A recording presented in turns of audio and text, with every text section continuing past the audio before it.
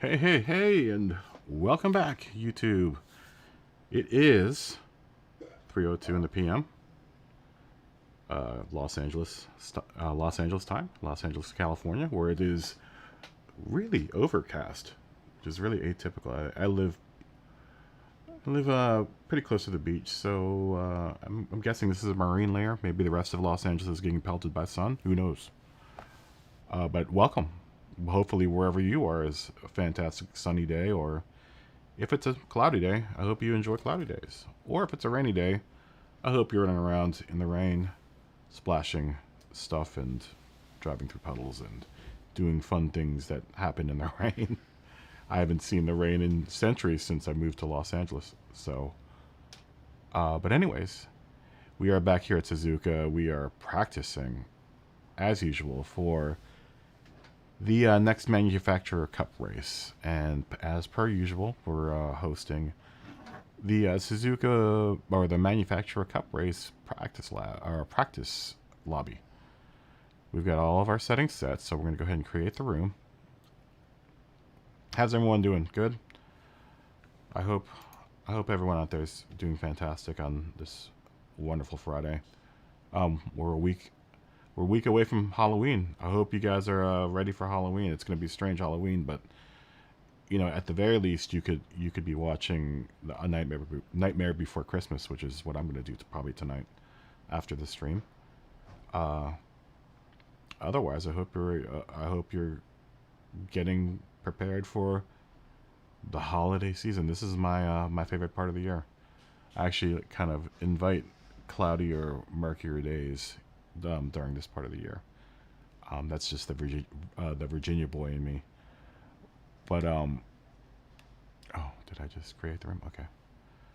But yeah, right now we are posting 214 around this track.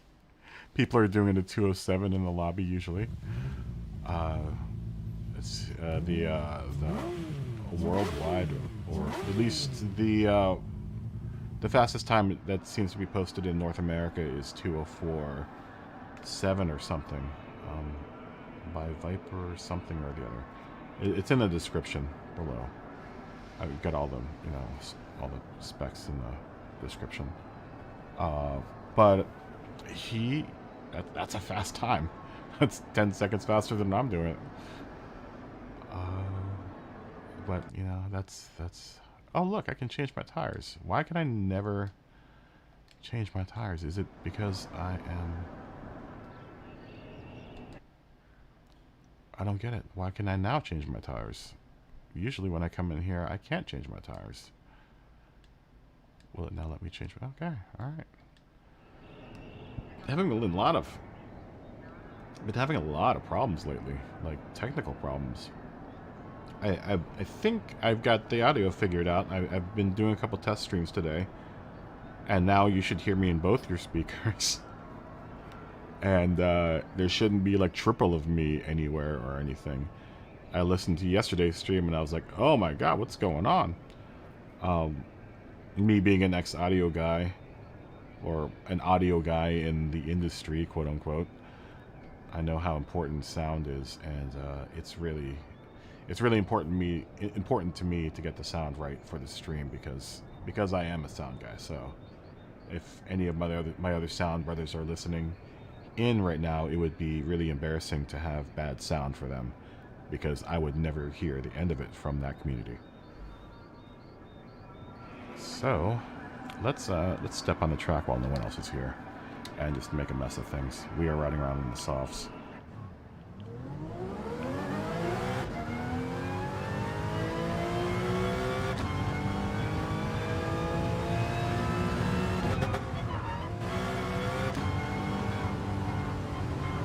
So I've been thinking about the longevity of this channel and this stream, and how I'm going to try to keep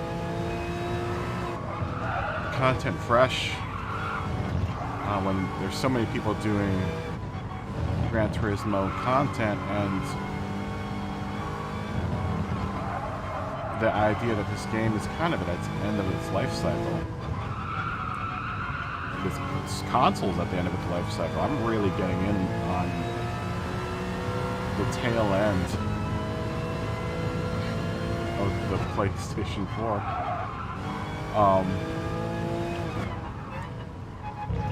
I don't know when I'm going to be able to afford a PlayStation 5. So, I'm going to have to figure something out. I'm kind of worried. You know, I just launched this channel and I've now kind of got it rolling, and I want to keep it going.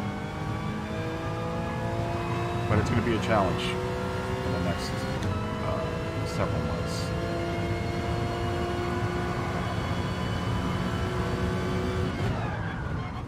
Not to mention, the reason why I have this channel is because I'm stuck in my house.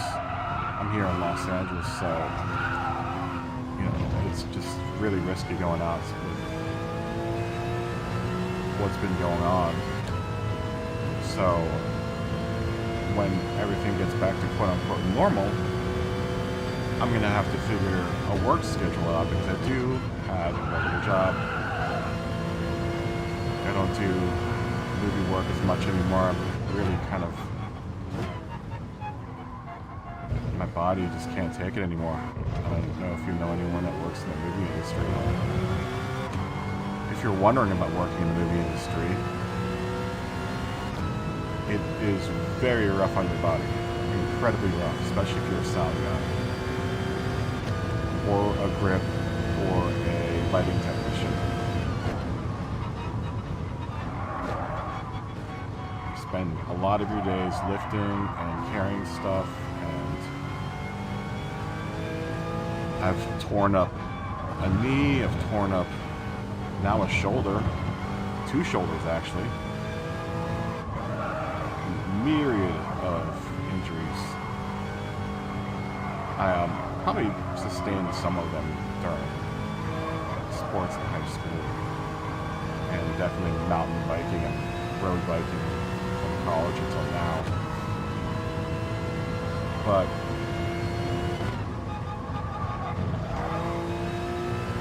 it is a rough lifestyle. We don't really, contrary to popular belief, we don't get fed our lunches on silver platters. It's a very, very dirty, rough affair, movie making, and making TV content. It isn't half as glamorous as anyone seems to think it is.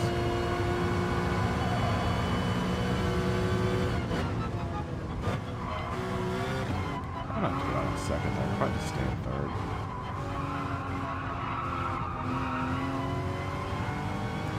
If I'm going to cut the corner like that, I might as well just stay in second, right?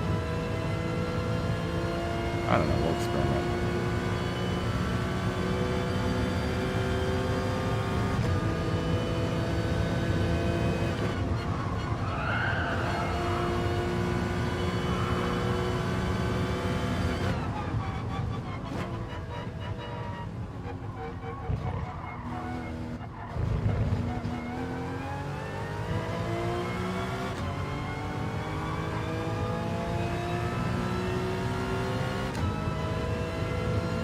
There's our 214.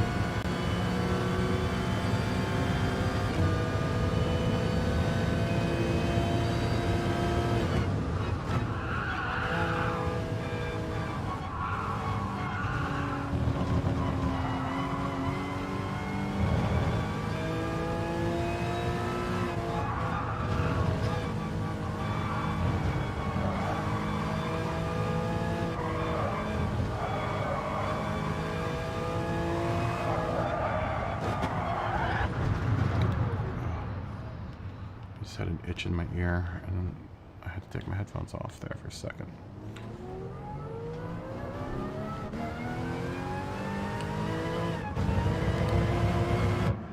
Let's just start over again. Just make sure I'm going to see. Okay. I guess I'm locked in for the softs now. Okay.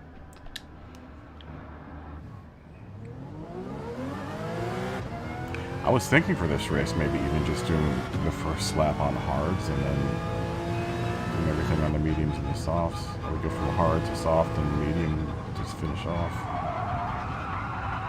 I don't know how wise that would be. I would imagine that I would eventually catch back up at first if I was that high up in the podium, qualifying.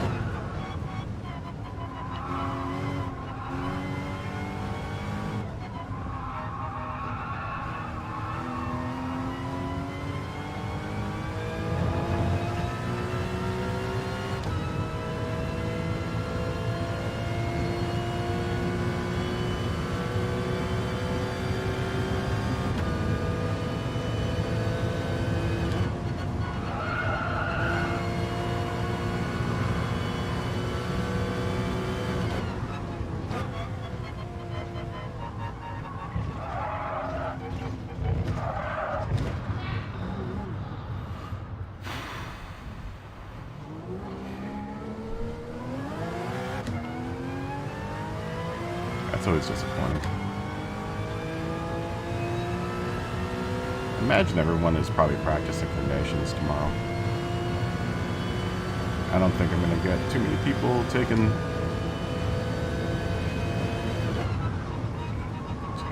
offers on the old practice lobby today.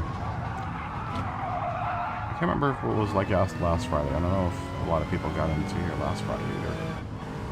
We had some dead days here and there. would hope that like we see Mikey or someone today, but you know it is Friday, so I'm sure everyone has a life. Except for me.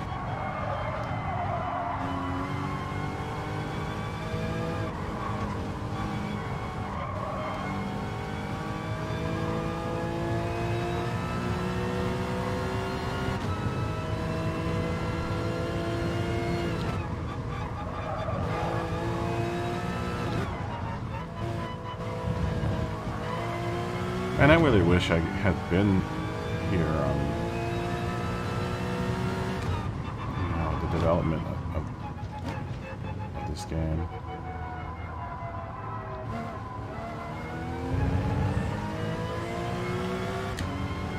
I'm sure it was really cool back in the day when this game was still brand new. Stuff was still fresh.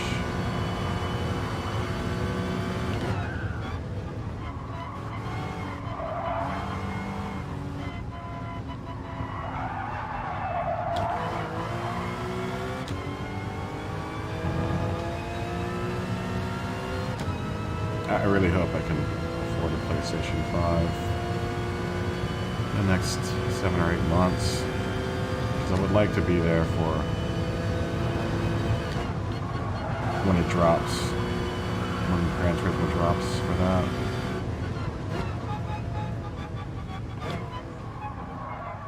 Hey Jared, what's up, man? Yo, Jared. Yo.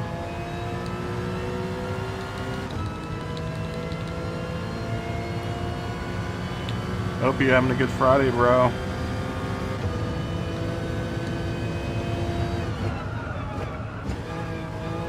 Just here, making the 400 horsepower lawnmower.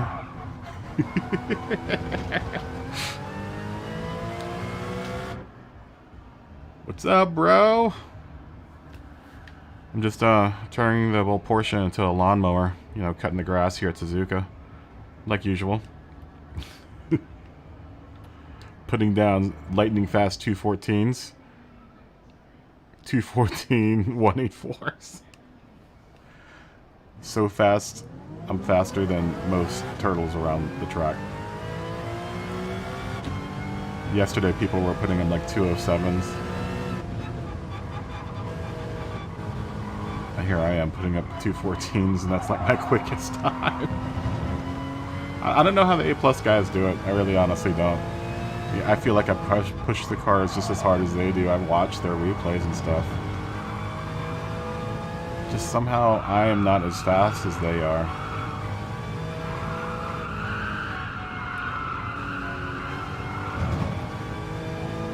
I guess it would help if I stayed on the track, actually.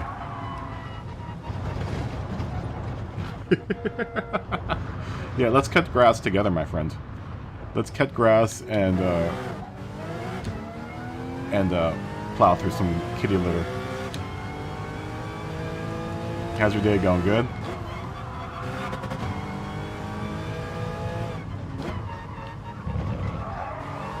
I've had a pretty uneventful day. I think I might go grocery shopping at some point today. That's how exciting life has become. When grocery shopping becomes the highlight of the day.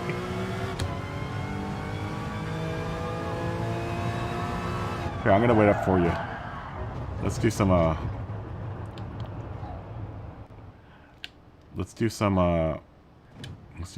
tandem racing. Or just drive around each other.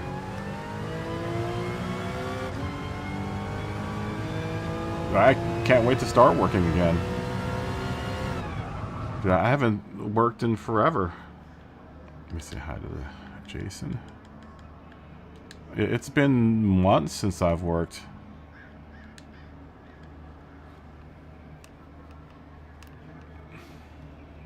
I was driving full-time Uber there for a while. And it was making decent money. But I just don't feel like having people inside my car right now. I don't want to be stuck in a car with you know, someone that could have COVID. So I haven't worked in a while. I've got a movie gig coming up in a couple of weeks, but that's only like 1 day worth of work.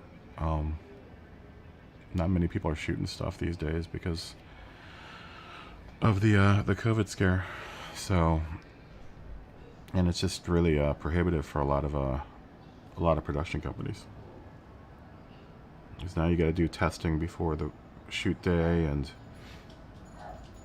it's been a real pain. And then I know of a couple of friends that have worked on shows where everyone caught COVID after they started shooting, and they had to quarantine everyone. So it's still freaky deaky out there. I don't know how it is in your neck of the woods, but I can't wait to start working again. Although I don't know when I start working, I don't know what that's going to do with the channel. I mean, I really would like to start. I would like to keep the channel, you know, even when I do start working again.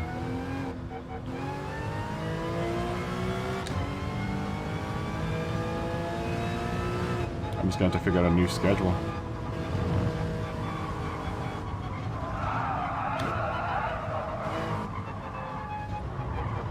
Oh, I'm trying to pull it over here.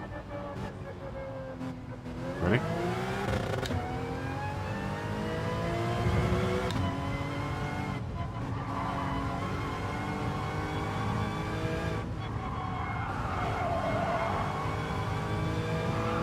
I'm doing this whole section in third. I just massaged the accelerator.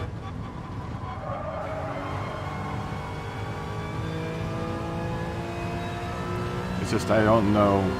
I never can tell that last corner when to start really getting on it.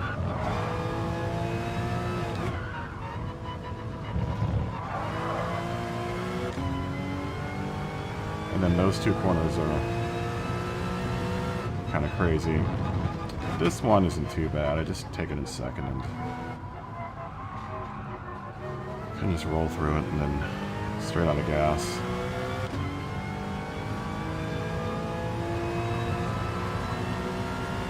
Stay hard on it until I see the 50 sign. And tap on the brake, down to third. Try to use the whole track.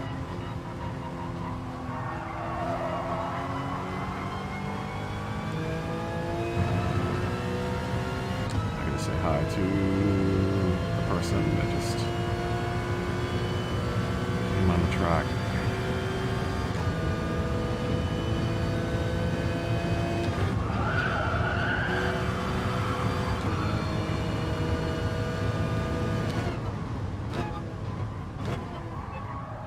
I mean, this will be a fun Group 4 race, I think. You know, we could finally, like... Well, no, Tokyo...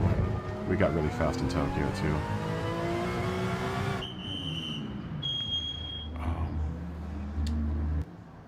Let me say hi to this guy. Afternoon. Unico.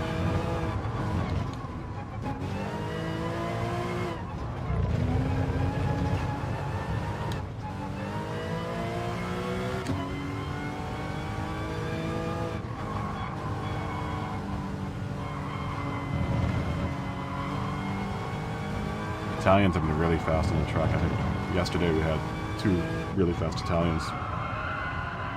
At least one. But he was driving fast enough for 2. He posted up a 106, I think.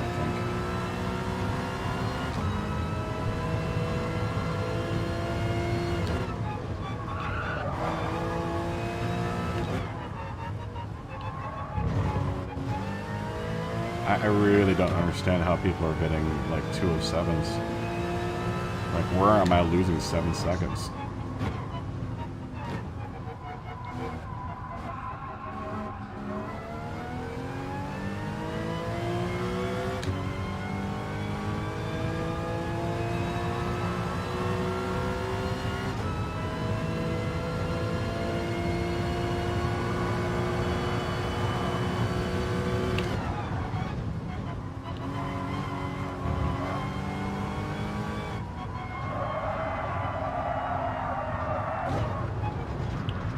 Ooh. Yeah, you know, my tire strategy is going to be, I cleared it up yesterday. We have to run on the hards, definitely, and the mediums. But you don't have to run on the softs, but you want to run on the softs because that's how you're going to be the fastest. So what I was playing with tire strategy would be one of maybe two ways at this point. One lap, I start on the hards for one lap. Then I go back into the pits, go get the softs, run the softs for like 10 laps. Then go back to the pits and go on to the mediums and finish the race on the mediums. Or what someone was saying yesterday was to go start on the softs for like half the race or for 9 laps. Then go to the mediums for, or yeah, he said softs for like 8 laps, the mediums on for 9 laps, and then the hards for 1 lap. Either way, everyone is saying just do 1 lap with the, oh, there's this guy's fast that just came in the room. Everyone's saying just to do 1 lap on the softs, or 1 lap on the hards, sorry. So I've been trying to practice that. I'm trying to like focus on just practicing with the, wow, we got a whole bevy of Italians in here.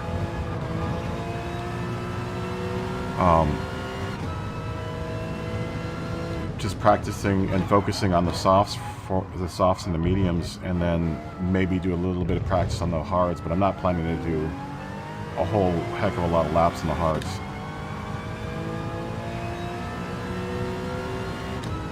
But the tricky thing is remembering to go in, because I always forget, like it'll always be 1 lap later than when I was supposed to go in. When I go in, I'm like, oh yeah, I wanted to go in on that lap. At like Laguna Seca, I meant to go in at 12, and I ended up going in on 13, like both races, and I just totally spaced on it.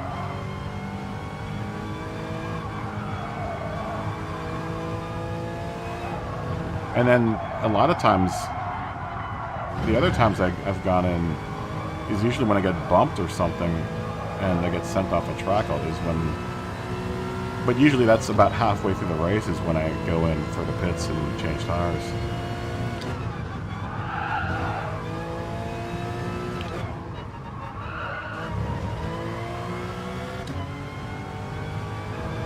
Ooh, Nico put a 207 in.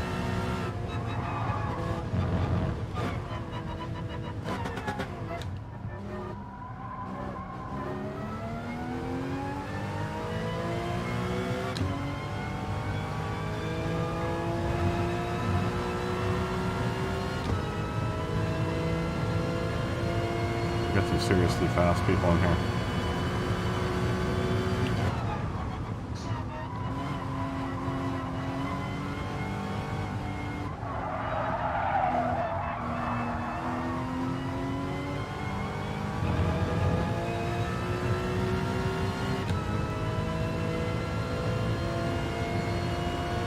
What I've got really going for me with a Porsche is that the tires don't wear out as easily. Like I've definitely got a lot longer than most cars around this track with the tires. And that's always typically the case, is that I can usually stick out for a lot longer than most other people with tire wear. This car's just good at handling. Both of the Porsches are really just good at the tire wear and like handling and stuff. Especially when the brake bias is set really perfectly for the track. You know, oh, good lord. I can see a real minimal brake or tire wear.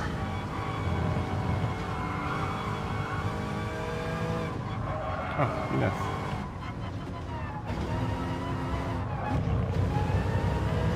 Good to see you again. It's good to see that everyone is like really supporting the lobby. I always get like return people. Seems to be the same set of folks every day.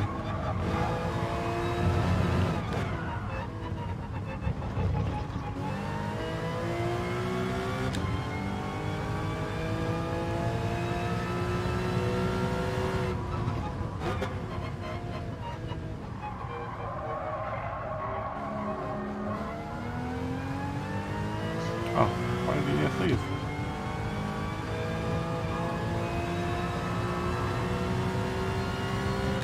We'll never know.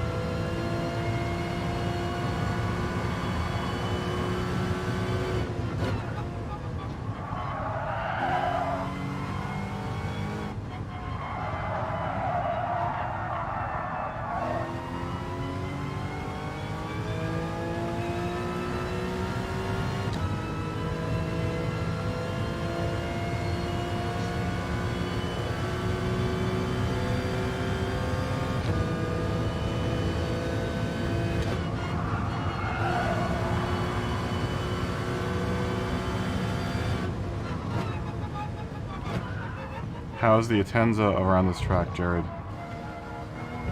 Curious.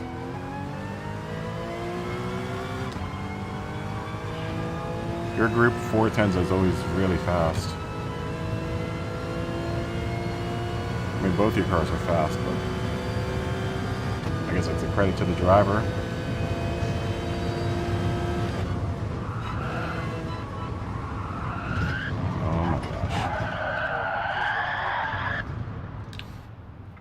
Start over again, shall we?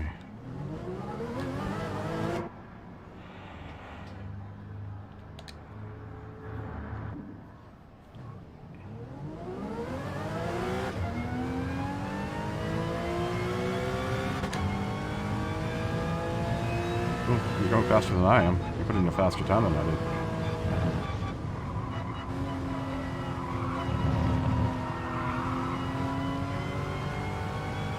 I'm just not so good at Suzuka, man. So am I. Right now I'm tending to the gravel in turn 3. Making sure everything, all the fares are straight there. Everything's straight there. I might come back in a couple laps to make sure everything's okay in the little gravel pit. Hey man, without drivers like us, the grounds would look terrible around these racetracks.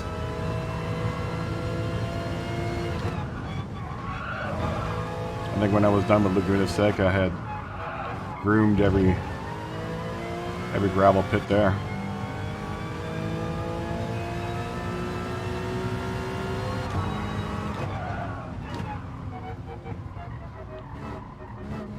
Funky Monkey.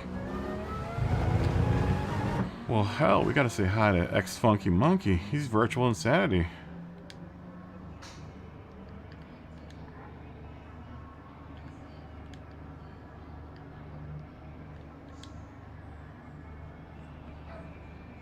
We've got a pretty international affair here. We're the only Americans in the stream here, or in the lobby, Jared.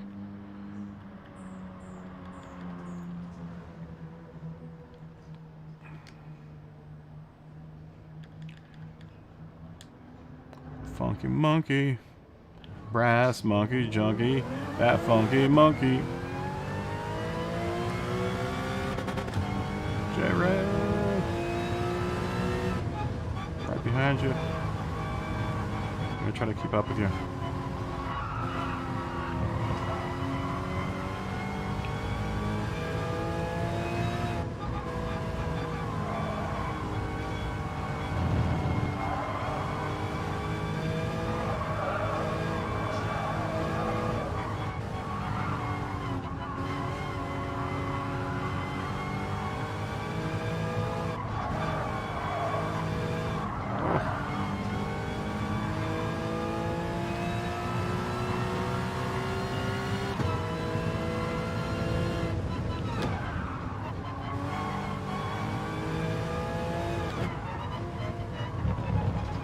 Yeah, that one's tough, man.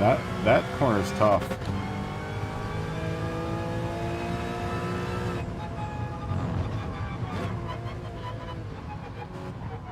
Problem is with that corner especially is it's like attack angle. You try to connect the two corners together as much as you can, but sometimes I just come in at it way too hot.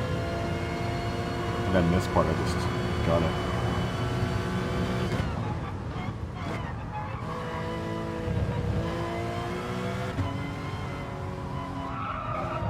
And then this part I kind of massage in the third. Really hard on the gas at the end.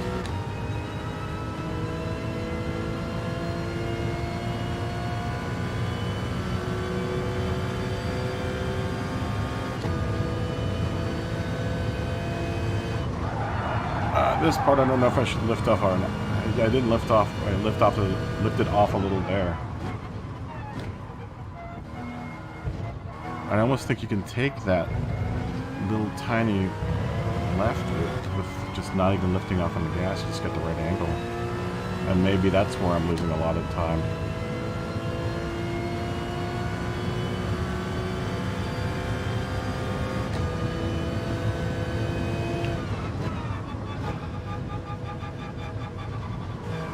I don't know. The S's is where I have probably the most problems. Because I just don't know how to... I haven't figured out how I should be modulating my accelerator through there. Because I definitely don't use brakes. I just gotta know where I can gun it. I think right at the apex of this one. And this one is definitely just all the way throttle.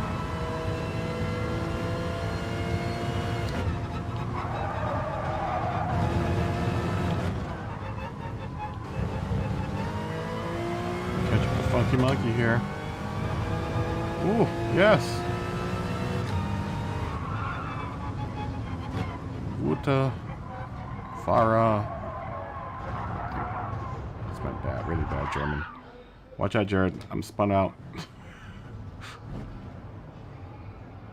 Hold on.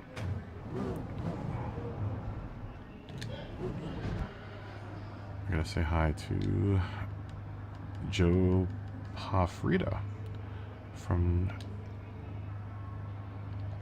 We're gonna do really bad German because I do speak a little German, as much as you could speak German on a high school education. Thank you, North Stafford High School, for the education you gave me.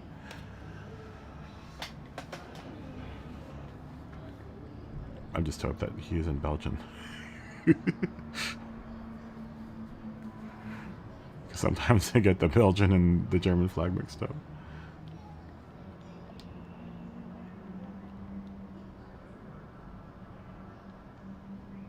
It's always embarrassing when I get languages and stuff mixed up.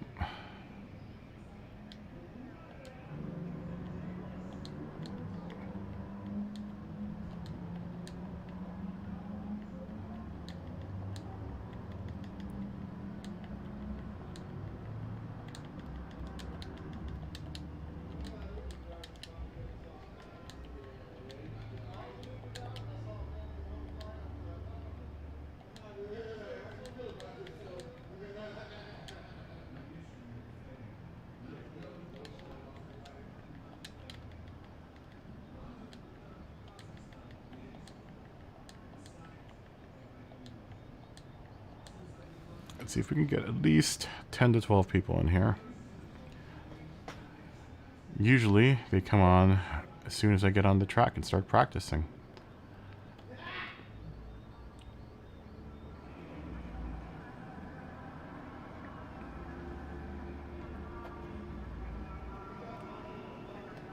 Let's do that. Let's get on the track, and invariably like 5 or 6 people will come on as we start getting fast. See, as soon as I got on the track, someone popped in the roof. It is invariable. It is something that is going to happen every time I do it.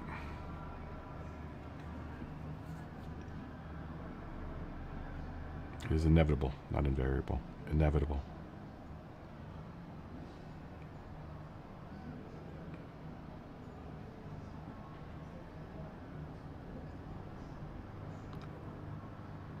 Oh man. Can I jump on the track now?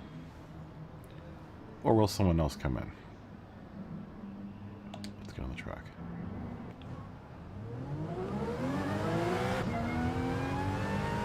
I do like hosting these lobbies. It is really fun. And educational. Oh, Yumiko left the room.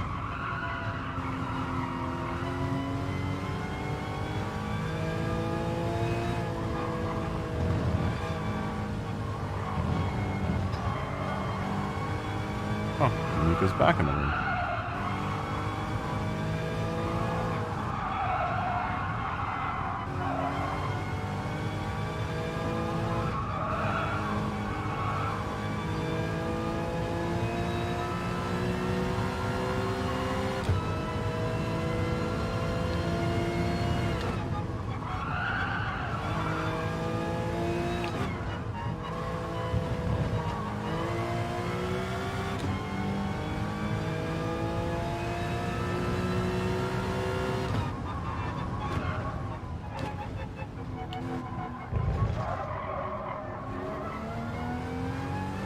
I think there are a lot of people practicing for the Nations Cup right now.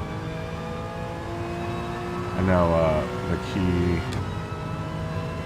was practicing, and I'm not sure if Tijley was practicing today. I know he had his stream on, I just didn't catch it during my little tour of my morning tour of the internet and YouTube to see what everyone else was doing.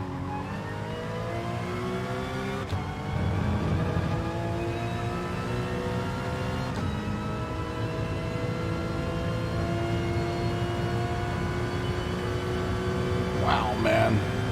206. 206, 65. 55? Are you kidding me? That is properly fast.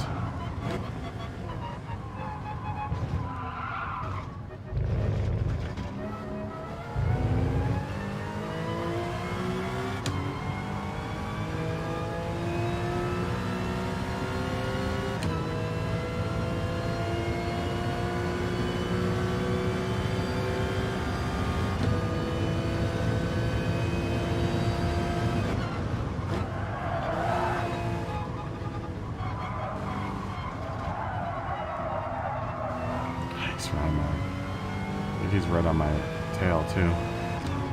Oh no, thank you, not this. Someone is. Oh. Don't look bad in front of all the other people.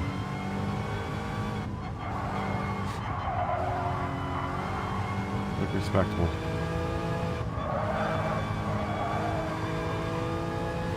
At least try to be a slightly fast person for people to pass.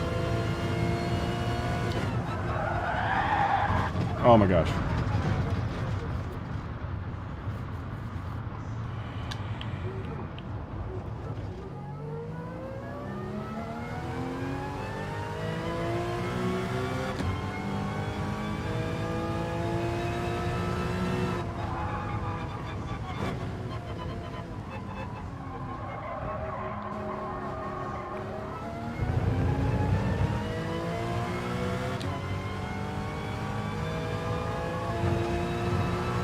Yo, it's so fast, man.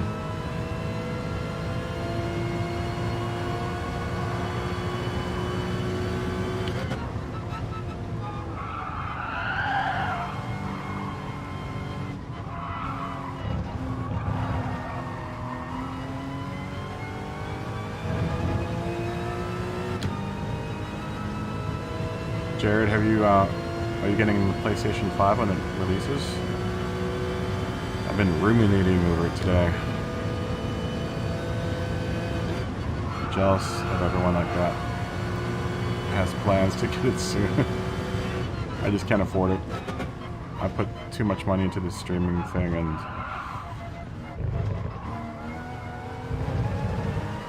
don't think I have enough to get one for like another probably 4 months or so. I mean, I would hope 4 months, but it might be much longer than that. We'll see.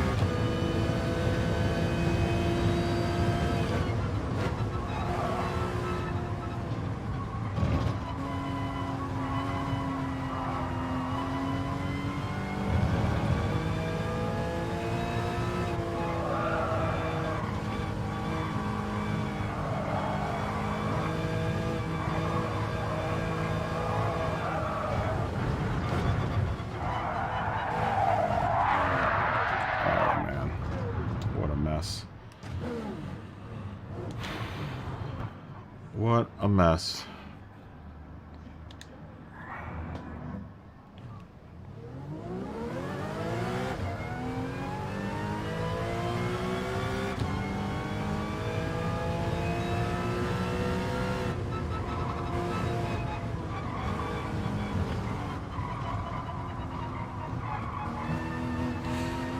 We're getting close here. For Kagari. Frenchman.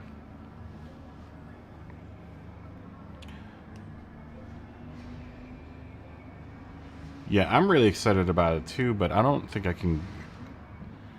you know, let's look at it realistically. I don't... Christmas, unless some sort of miracle of manufacturing happens, I don't think they're going to have enough PlayStations. At least from what everyone's reporting for the end of the year. You know, I'm thinking that maybe the soonest they'll have, soonest you'll be able to walk into a store or go to a website and they'll have like huge quantities of PlayStation 5s for everyone. Is, I would imagine, is by like February or March. I'm really excited about it too. I just don't know if I'm going to be able to afford one at this point. This year has been a real huge financial bust. Yeah, the supply chain's really messed up. I know they put out too many pre-orders for them. They don't have enough to go around. You know, and everyone's really kind of iffy on when Gran Turismo 7's coming out. I mean, look, let's look at it realistically. I mean, the only reason I'm buying the thing is for Gran Turismo 7. Now that I've started the stream and, you know, it's kind of all tied into Gran Turismo. Until I can build a PC and start doing iRacing, you know, that's going to be a big draw is Gran Turismo 7. And you know, I'm coming in super late on the lifetime of this game.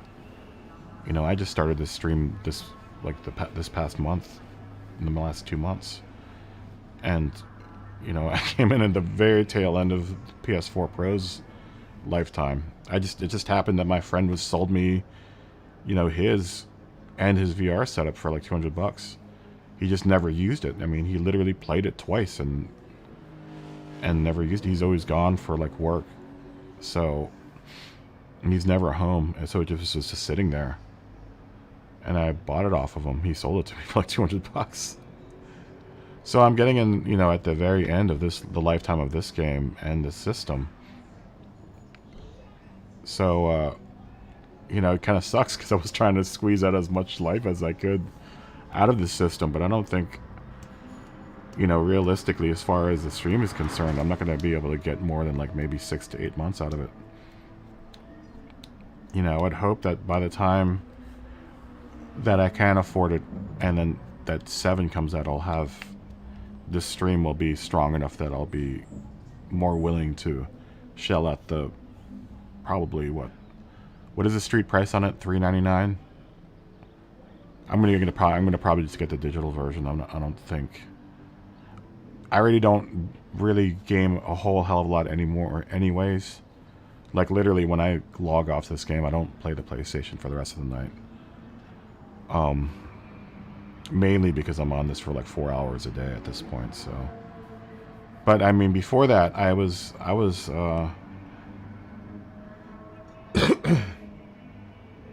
Yeah, this is my first manufacturers too, so I want to continue.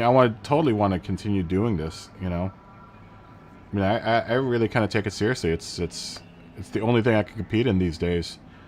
Um, you know, I build models. I'm not going to be able to compete it with any of those guys because those guys are like amazing, and this is one of the things that I am pretty decent at, so or pretty okay at.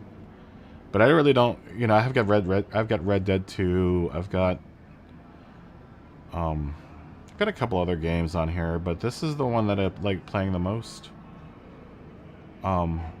Next to Red Dead 2, but I'm kind of pissed off at Red Dead 2 right now. I wish I had a wheel. I wish I had a wheel. The VR will be good though. The VR should carry over to PS5. I know a lot of people are like really like thinking that, you know, PSVR 2 is coming out really soon, but I don't see that coming out for realistically another 2 or 3 years. They're still, I mean, look how long the motion wands have been. I mean, they're still using them, and they're going to still use them when the PlayStation 5 comes out. Those wands are from PlayStation 3, man. So they're going to stretch the PSVR out as long as it possible, I think. You know, you got to also look at it their way. You know, PlayStation isn't making any money off of any of those units. They're not going to make any money off of any of the units for like I don't think they're going to make money off of any of the units. They're going to make money off of all the subscriptions and stuff. You know, it's because I use the motion control. I don't use the sticks.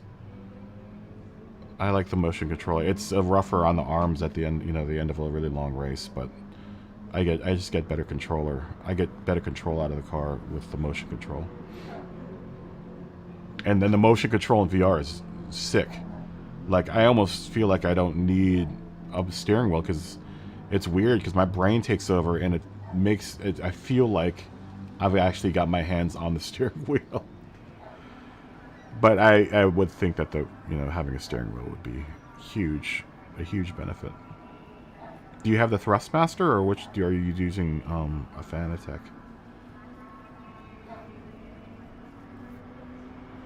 I would love to have a wheel set up. I just don't have the space for it. My real estate is being taken up by, I've got a model building station, and then I have I've got my music stuff, all of my music studio stuff, which shares the same desk as the stream and the PlayStation, and all of it's being routed through one monitor and 2 laptops. Like the PlayStation and then the 2 laptops share the same monitor as the PlayStation, so I just don't have the room for a steering wheel setup. And then it would just be a pain to have to like move everything around. I've got a small California, Los Angeles apartment, so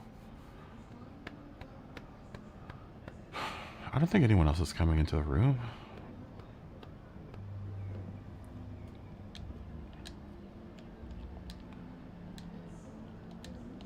I'm going to ask everyone if she should start. I don't know how many people are going to stay in the race if we start with this few people.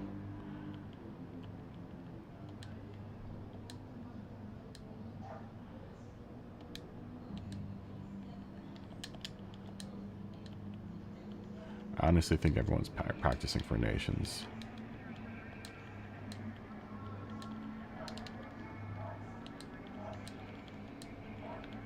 Are you doing Nations Cup too? I'm not. I can just barely handle the Manufacturers Cup.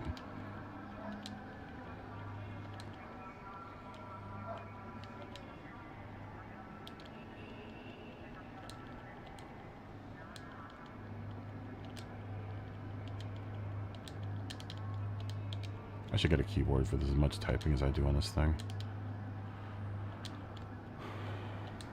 And I could probably use the motion control for this, but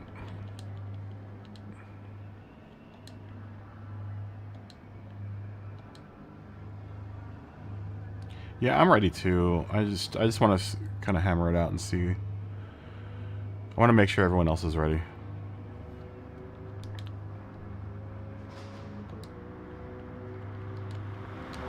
Okay. I think the fastest guy in the room gets to be the representative for the room, and you get to be the representative for the rest of us. Since you're the only other person in my chat right now. Can I start the race from here? Yeah, start qualify.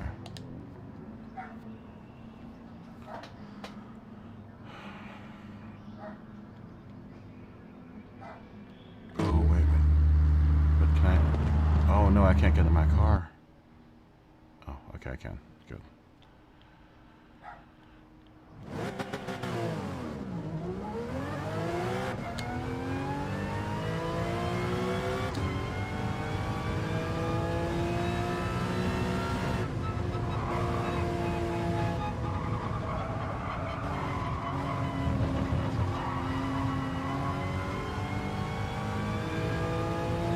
Probably let all the faster people go. They're all stuck behind me.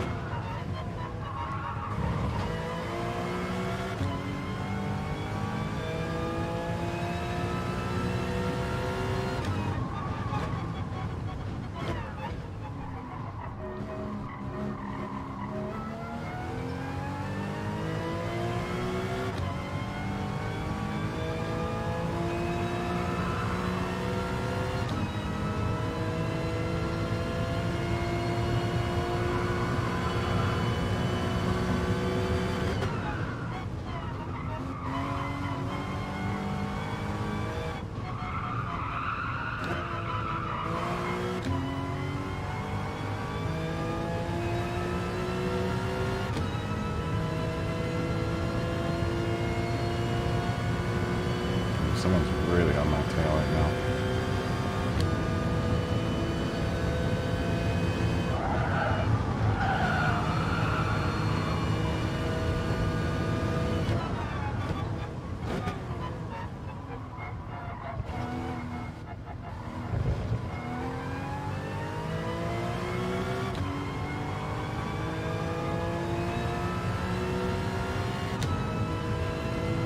Ooh, we got a 212.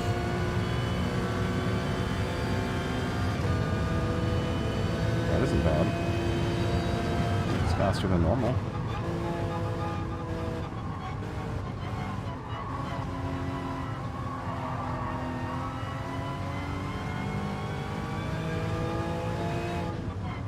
This guy behind me. Oh, sorry. Sorry. I was trying to pull over for him.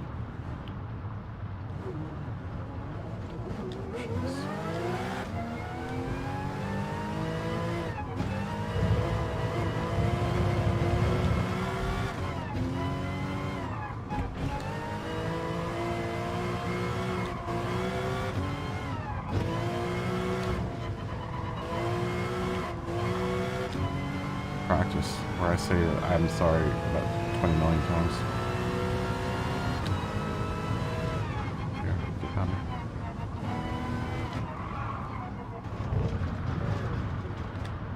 Not gonna be as fast as you guys.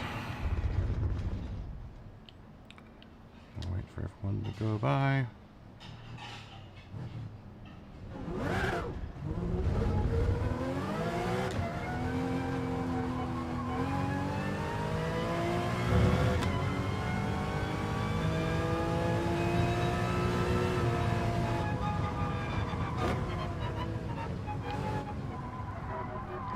We're in second and third right now, Jared. But I know T.O. is way faster than what I don't know what he's going to post this next lap. It's probably going to be like 202, 203 or 204. It's seriously fast. Oh, Nezzy, man. Came in late.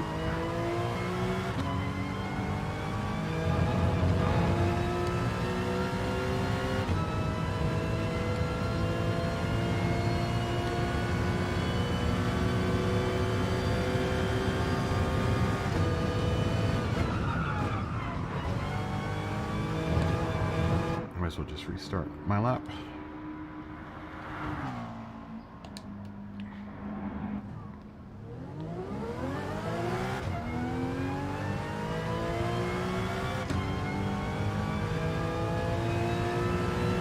Ooh, nice lap, Jared.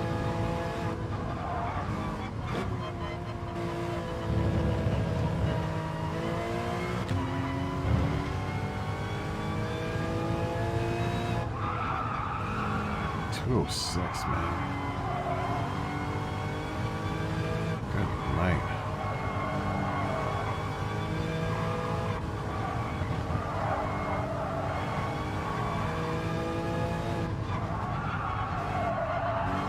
Oh, Tio's got to be 207 or 206. Put in a 207.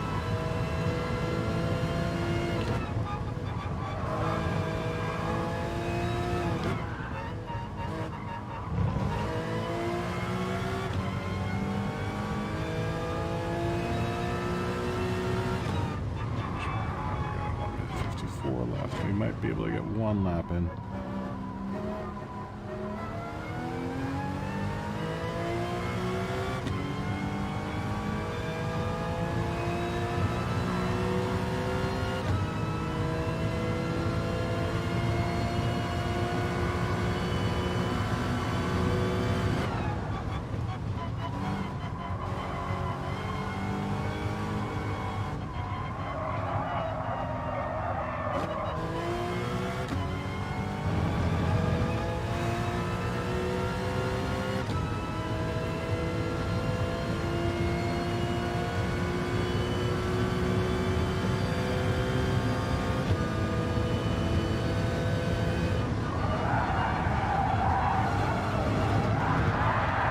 Oh my gosh, man, that's gonna end it.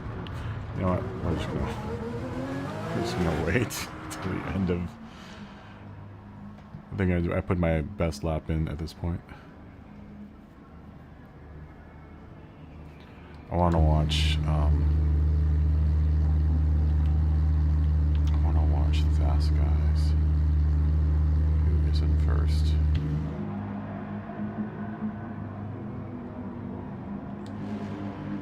I've got to see what these guys are doing around this track.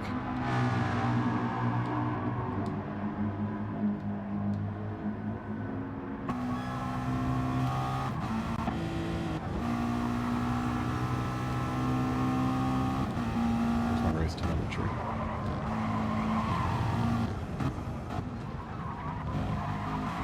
So he's taking that really, really...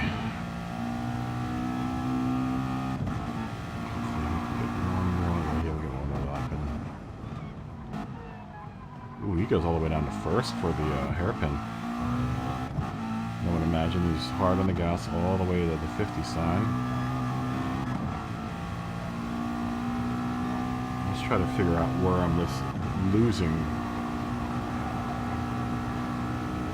almost 7 seconds worth of time. Okay, we kind of do that.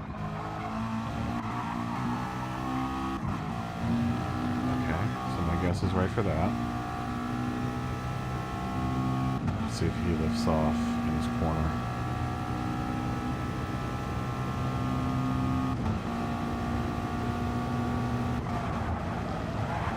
Yeah, he just lifts off just a tiny bit, no brakes in that corner.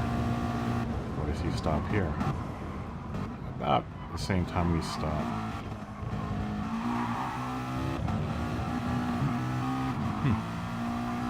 Hopefully he'll do another lap. Will this be his last lap? Oh, damn it. I wanted to watch the rest of that.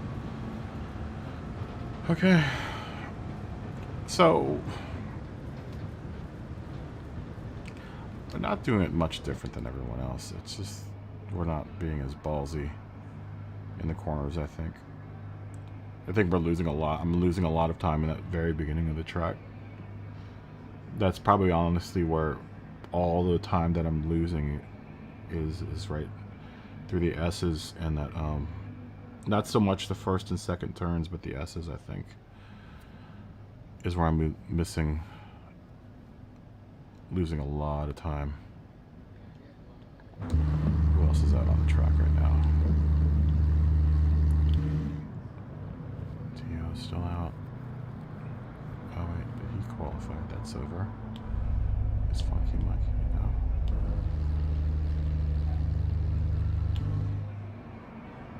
Jared drew down the race. So why aren't we starting the race yet? Is it because I'm not on the course? Oh, I think it's waiting for me. Sorry, guys.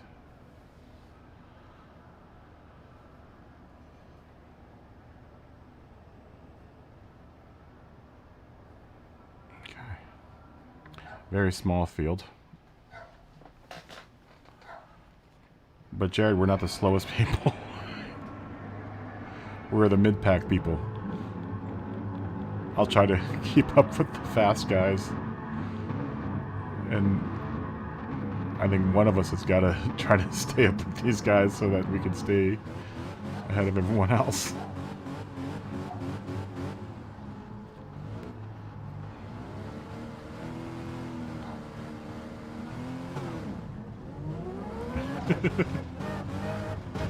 Yep.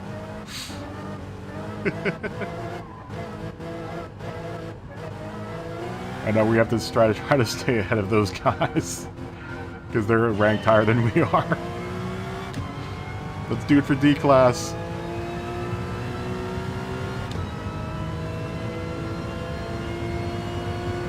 I'm wondering how much this slipstream is going to play part in this whole race too, because it is a pretty fast track.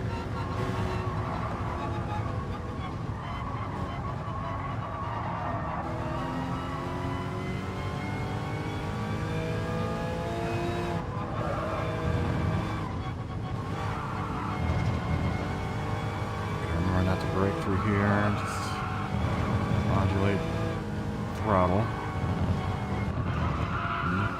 for my acceleration points. Try not to mow the lawn.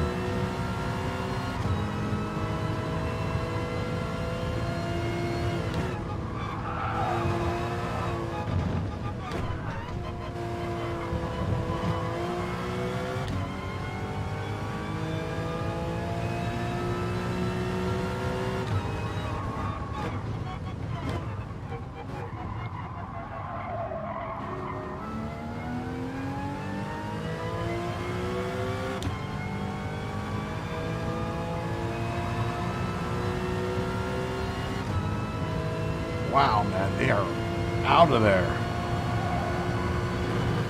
Holy smokes. How are they going so fast?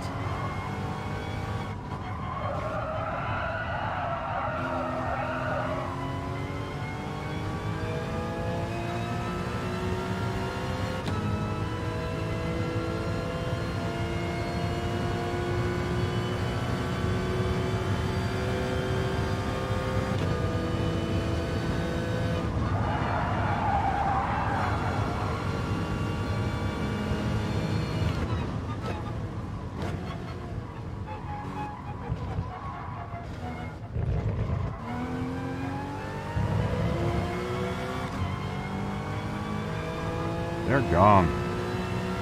Wow. They're just little tiny dots on my horizon now.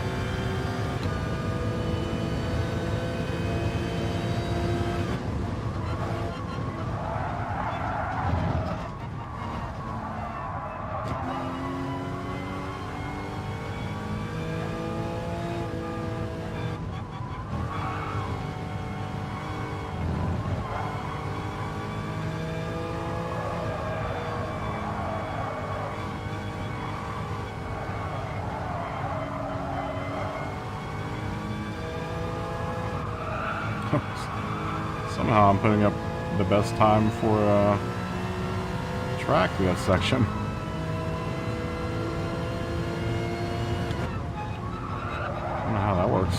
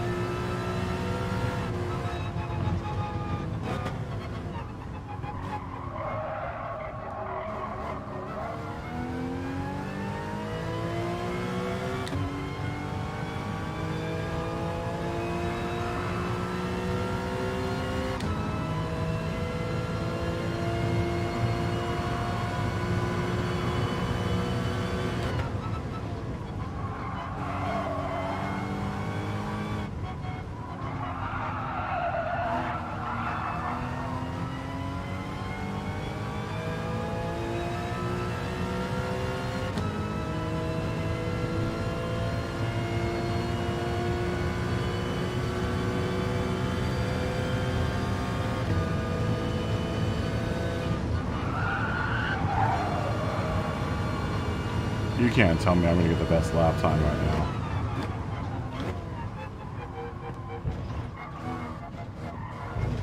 No way.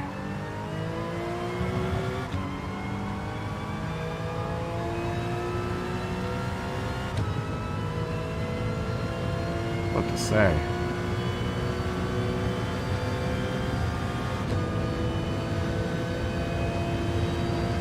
But if 212 though isn't bad.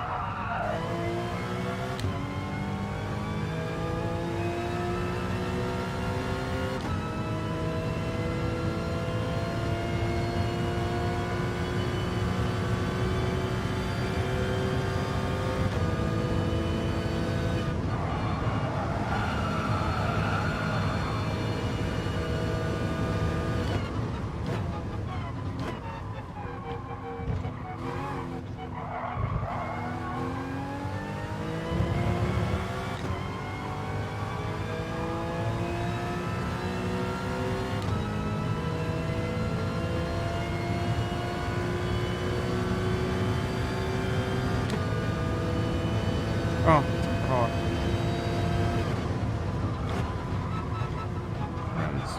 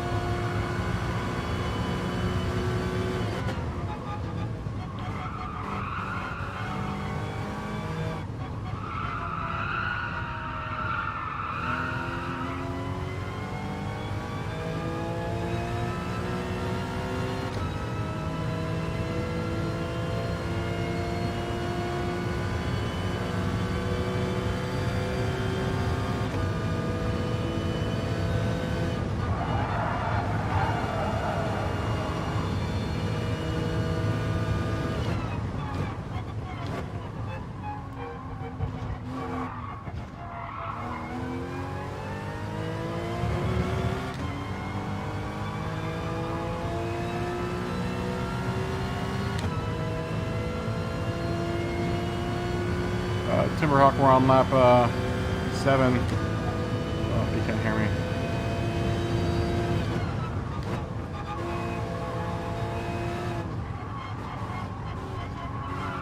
I want to text to him, but I'm in a good spot right now.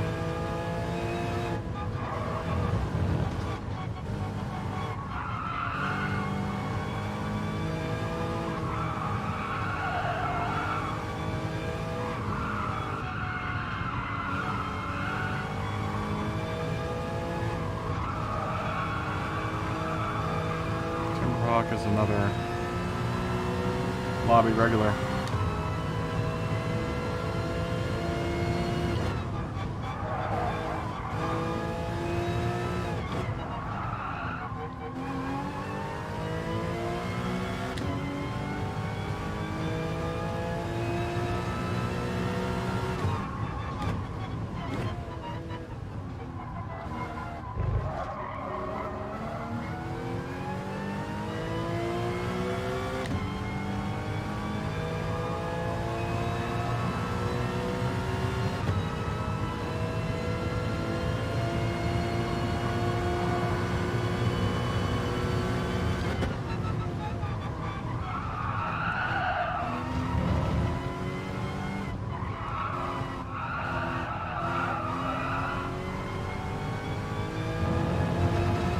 So we're pulling in solid 212s. 213 here and there. That means once we make our move over to the mediums, it's gonna probably increase about a second.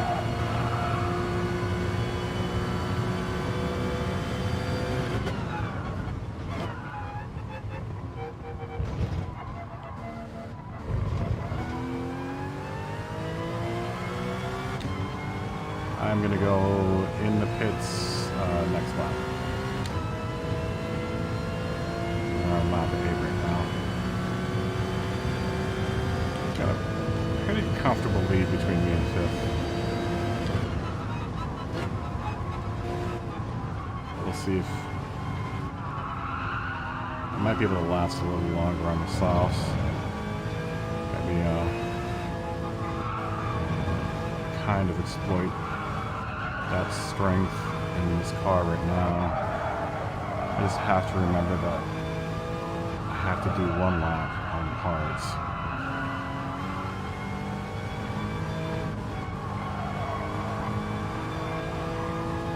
Could probably get on the accelerator much sooner in that corner.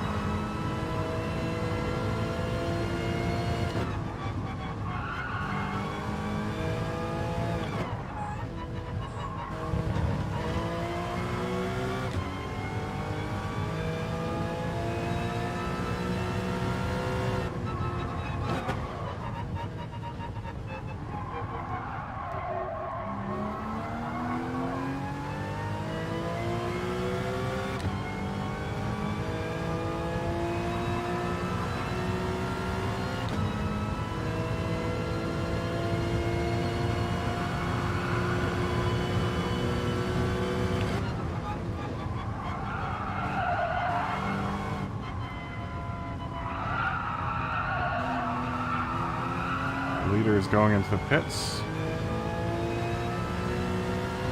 Not sure what car he's driving. Or they are driving. I think it's a Viper.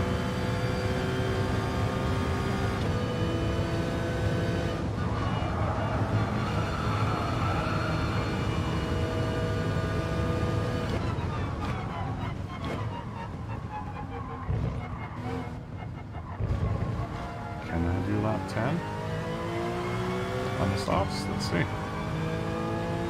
Or lap 9. Let's try to extend one more lap.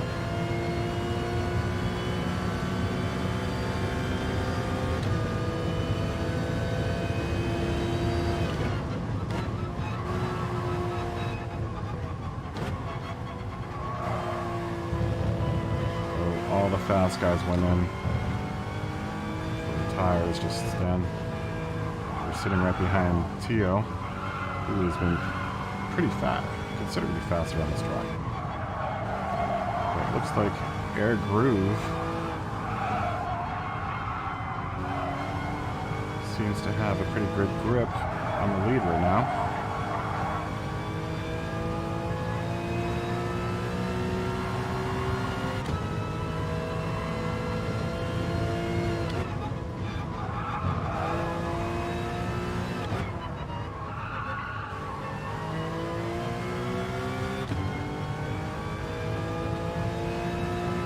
Yeah, we're getting really slow now. We just put an extra second on our time. So that this might be a good time to go in for wheels, tires.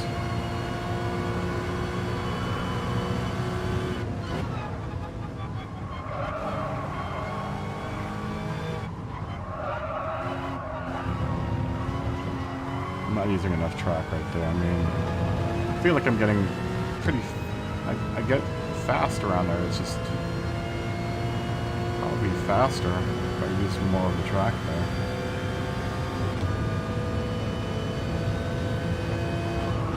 Yeah, we're almost a second off. Now. All over the place. So we are going to go in for tires.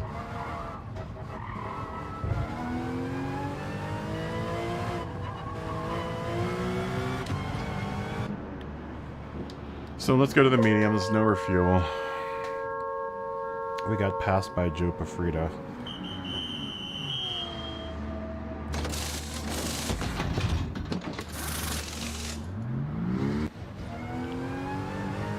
But Joe Pafrida still hasn't stopped, so we'll probably gain another place once he goes in. Aim right now is to try to catch back up with the other guys.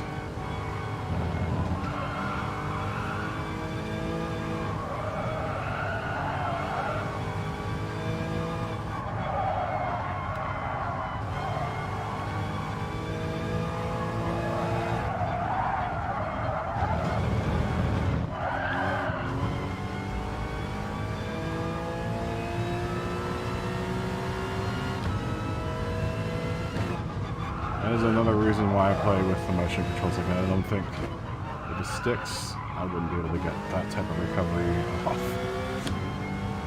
It's just a lot easier to guess the car's figuring for the car's shifting weight, especially in cockpit view. As long as I can see what the steering wheel is doing, it kind of counteracts most major spin-outs.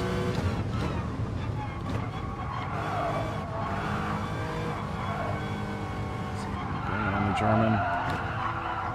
Not like that, we're not.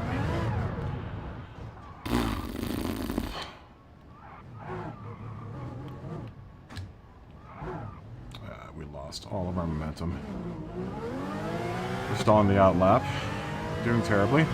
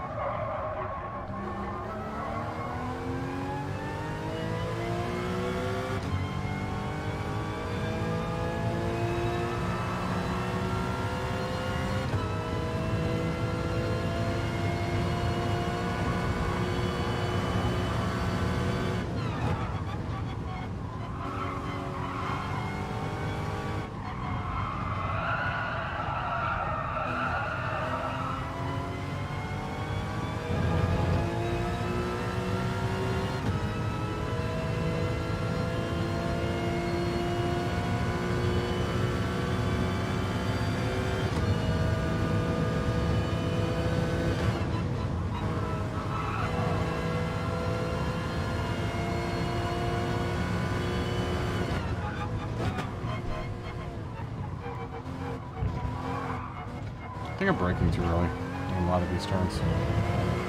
Probably another spot where I could probably make up a lot of time. It's 214.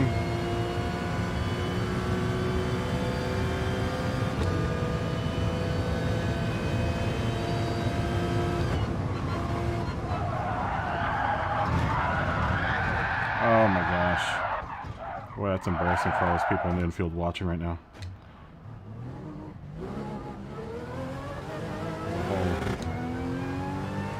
All press junket going on in turn one that just watched us spin out.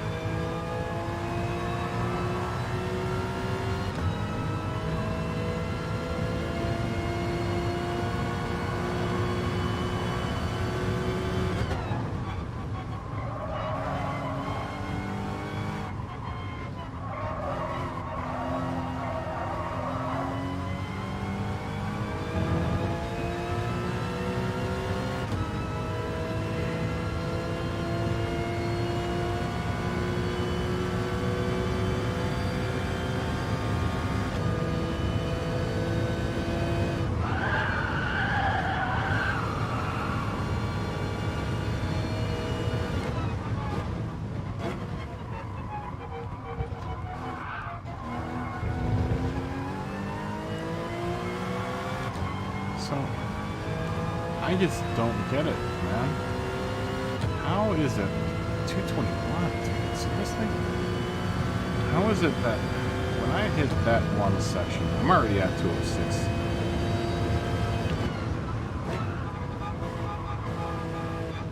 What am I missing?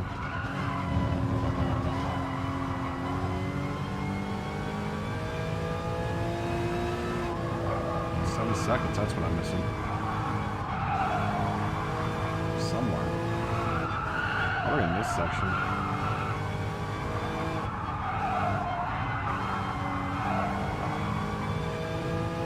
Most definitely in this section.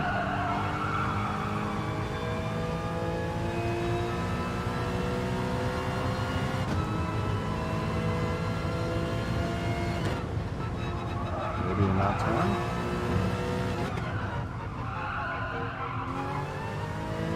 Too much brake there? I don't know.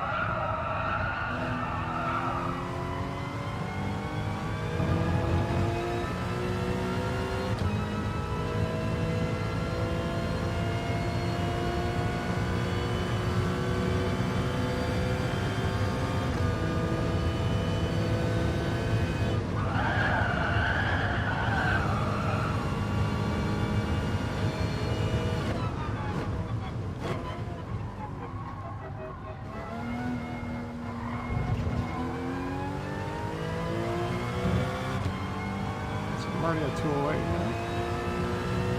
I crossed the line at 213. It's so frustrating.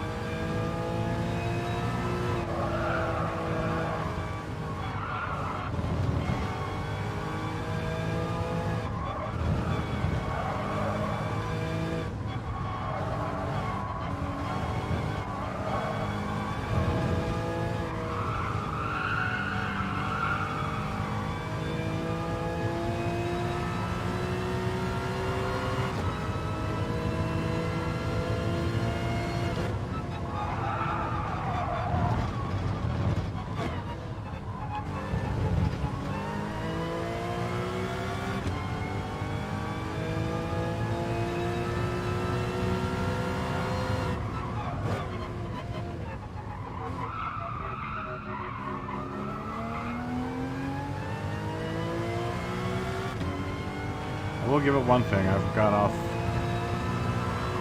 track a lot less here than I did Laguna Seca.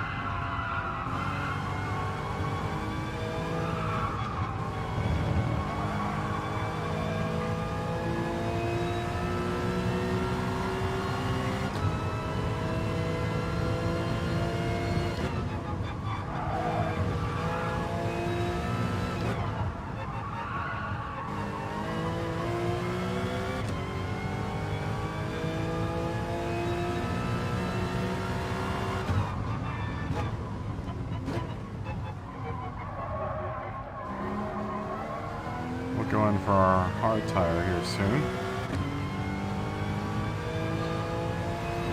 Alright, lap 18. Lap 17.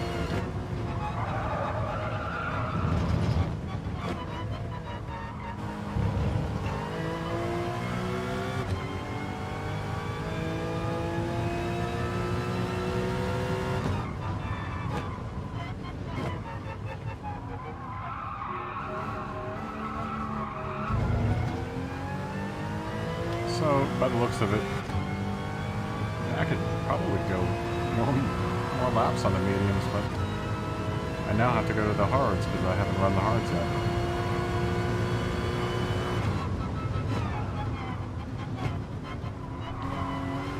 My biggest fear is that I think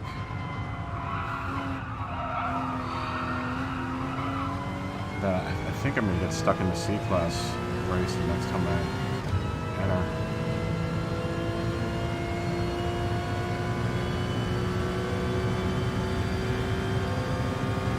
Though, let's explain.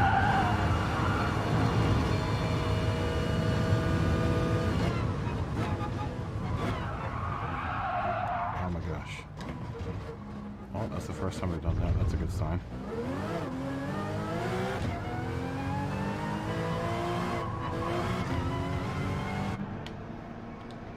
Yeah, so the last race that I did at Laguna Seca, I quit out of before the qualifier even started, and what I realized is that because I did that, I got 0 points for Laguna Seca, which really sucks because my last race I had 11 points, and I was hoping that that was going to carry me through.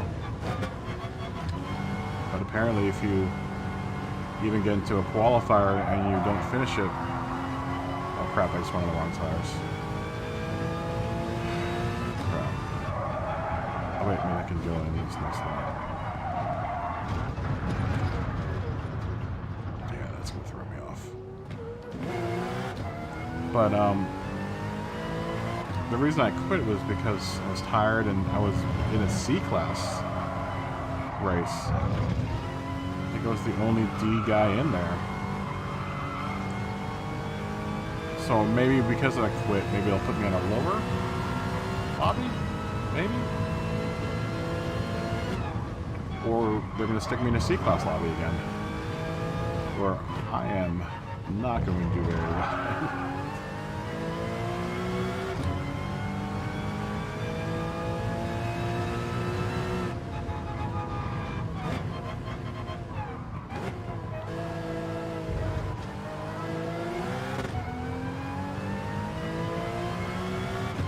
Say this will be the first race I haven't gotten lapped in yet, but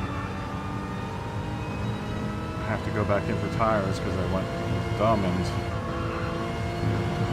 put on medium hards instead of just hards. Good move, Eric. Smart move, Eric.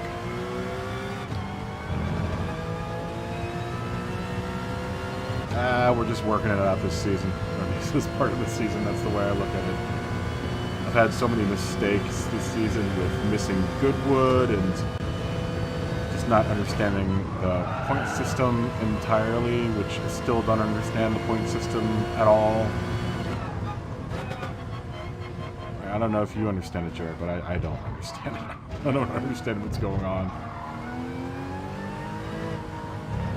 Or I don't know if anyone else in the lobby, I don't know how many of you guys are in the lobby right now, can explain to me how the point system works in this game. How is it that I can finish 4th 2 times in a day and one be worth more than the other with less accolades? Oh, great.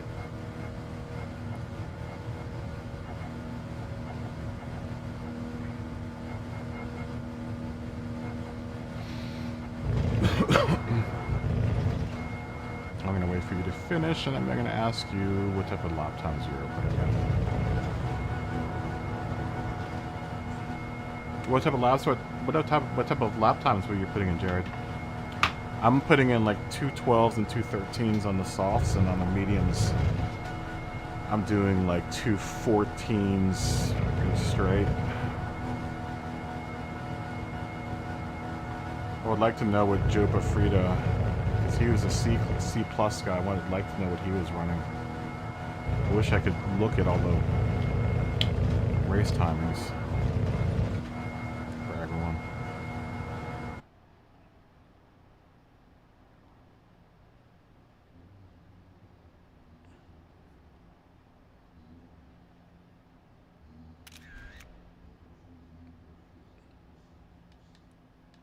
What do we get for our daily workout car?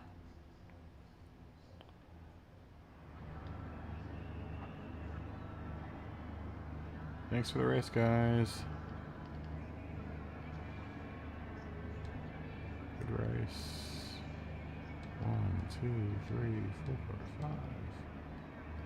5. Ooh, Benezzi stayed in the lobby.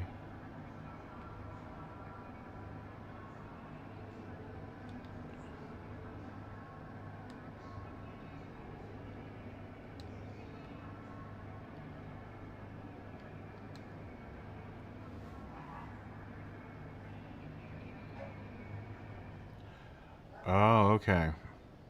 I mean, that makes sense, but does that mean that the race... That would mean that I raced in 2 different class races on Wednesday. That meant that, like, the race that I was racing with you, that I got 4th in, would, I guess, maybe... I have to find that one website. Everyone goes to, like, a website.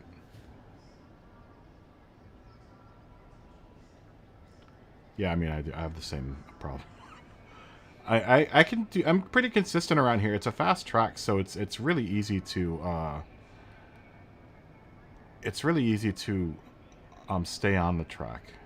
Way easier than Laguna Seca. It's just what I'm having a problem with is trying to figure out where. All right, buddy. I'll see you later. Take it easy. You have a good night, too. Stay safe. I'm just trying to figure out where I can be fast.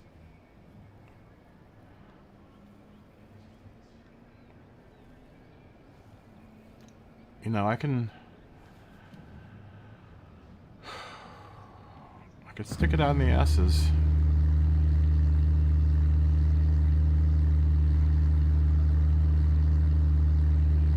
See what Benazzi does. He's using the Atenza as well. These Mazdas are fast, man. I almost feel like I should have went with a Mazda or drove with Mazda.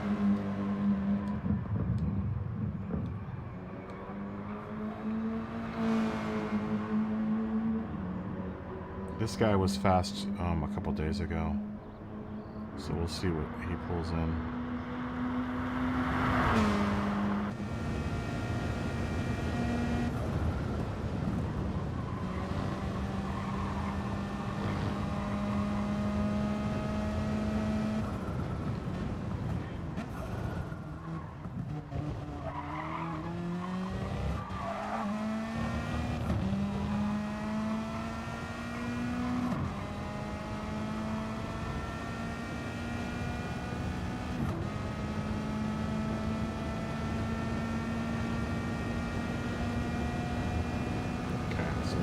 First official lap. Wow, he's carrying a lot of speed into that corner.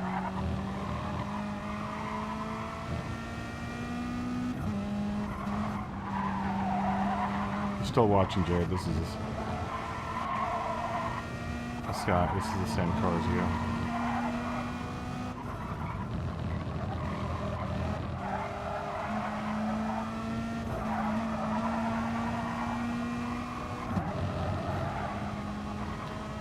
Okay, so that answers my question. That answers at least one of my questions. Let's see how fast by the time he posts first. But no one gets into the triple digits through the S's, I don't think.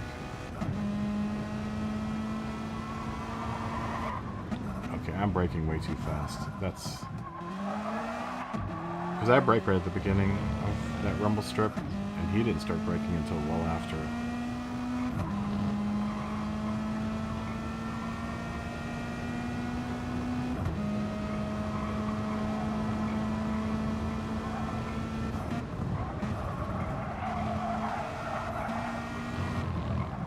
And this is the other part where I'm missing it, because I'm not hitting all the apexes in that turn.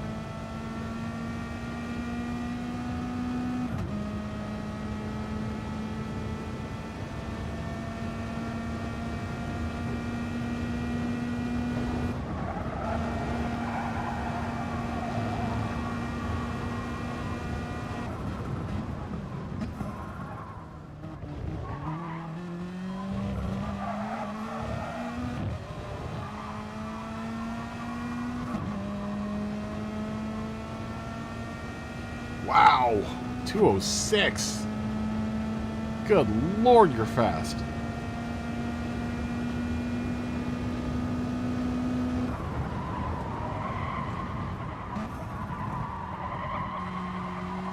Look at all that traction. Yeah, I do. I do load the ghosts. But sometimes it doesn't help, because there's so much way faster than I am. I can at least try to... I can at least try to keep up with these guys. What I find when I race the Ghost is that within like two or three sections, the Ghost is already resetting, and like I'm too slow to keep up with it. So... it kind of gives me a false sense of like security that I'm actually beating the Ghost. But I did it for Tokyo. That's before I started doing the race lobby. I was just loading Ghosts for you know, the top leader on the practice board, and trying to race against that. And the other thing I had a problem with that too is that I wasn't getting any practice with tire wear or gas consumption. And I honestly think the lobby helps out a little more, because I can, you know, do this. I can sit and just spectate the whole race and just watch people do their laps.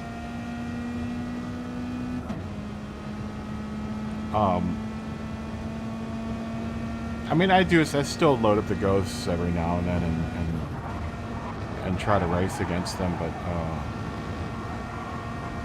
you know, I think the racing against the Ghosts is harder than racing against, you know, actual people.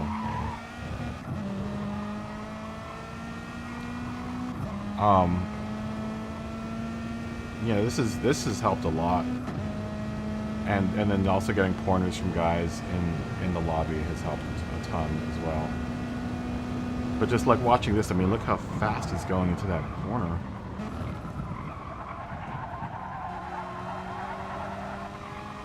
That Mazda does have way more. You guys have way more traction than I get. Because I really have to finesse. Yeah, so do I. I really have to finesse this car, my car in corners. But this guy is going crazy on it.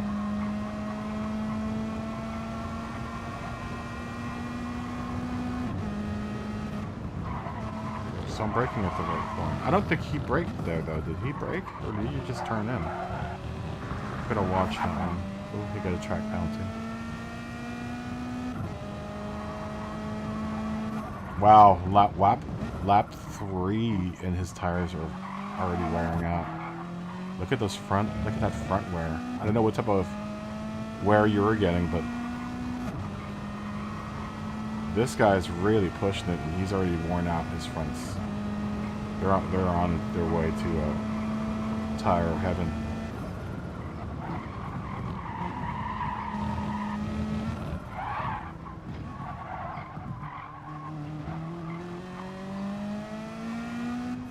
Maybe he feels the pressure of us watching him.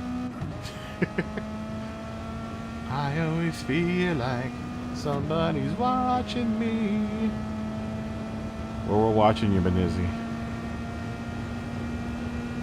We're watching your every move. See, I lift off there. I don't think he did either.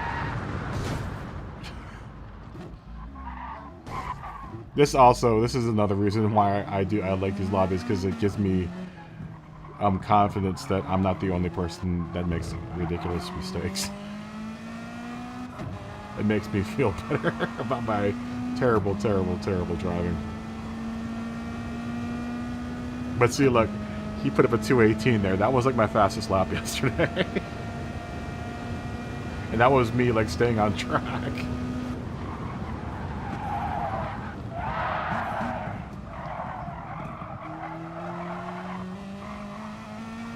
I'm gonna jump on the track. Let's see what Air Groove is doing. He's in the Lexus with a proper, looks like a YouTube anime livery. Nice livery. Not sure what anime that is, but let's see what he is doing.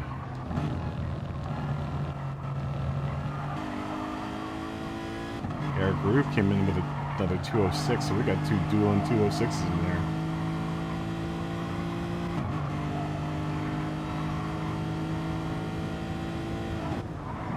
And once again, he's on lap 5 and his tires are taking some hits. Mine don't look that bad after this many laps.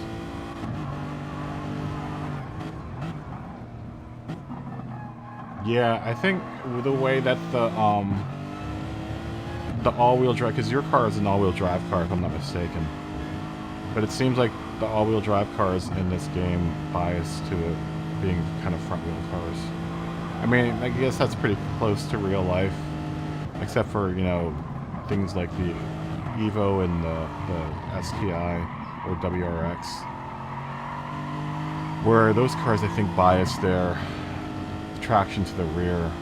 I know my All-Track, my Volkswagen All-Track, which uses the same differential and Haldex system as the R32, will bias to the front. Because, I mean, by nature, the All-Track and the Golf and the R32 are all all-wheel drive cars, or front-wheel drive cars, because they're all based off of the Golf platform. But it looks like that's the same thing with this. I don't know if the Lexus is front-wheel drive though. Is it a front-wheel drive or is it an all-wheel drive car? Maybe it's. I thought it was a rear-wheel drive car. I mean, you should see my rears after this because, you know, I've got a rear-engine car or a mid-engine car, and it's a rear-wheel drive car. So my rears are what take a huge hit Luckily, my fronts don't get hit too bad, so steering and braking, just as long as I'm good with the steering and the braking, you know, I can kind of run on the worn rear tires.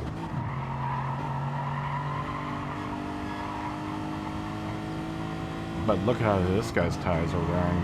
They're wearing pretty quickly in the front.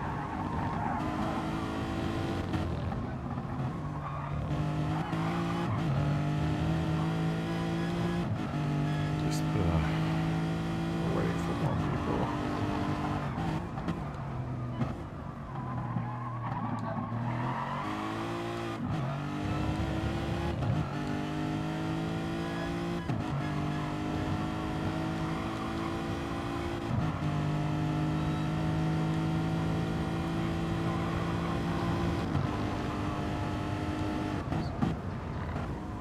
I know Benizi's been waiting to get into a race. I feel bad because he literally came in right when we were starting that qualifying. So what's tough about running what's tough about running these lobbies sometimes. You want to give everyone a fair chance to like practice and stuff because we're all kind of in it for the same thing.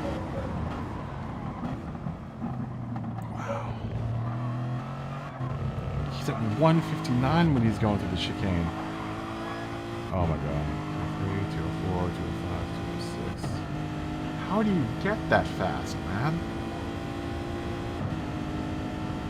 I mean, if you want to be with these guys, you gotta be like at 159 as you're going through the chicane.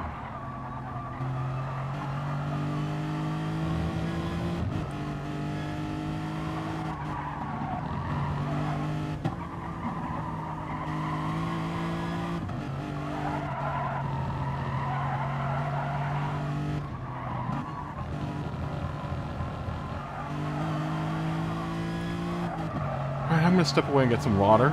I will be back in just a second. Give me 10 seconds for station identification.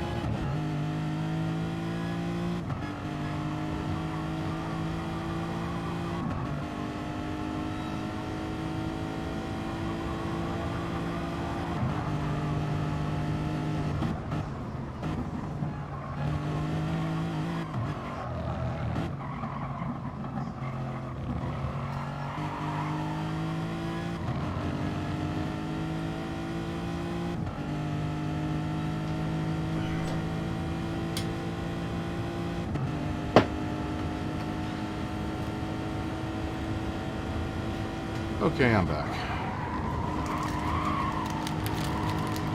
Sorry, I'm gonna have a little Pop-Tart while I wait for the room to fill up. It's nothing like a mid-session Pop-Tart. What are you guys snacking on? Maybe someone's having a pizza right now. Maybe someone's having a nice, juicy steak. I would love to have a nice, juicy steak right now.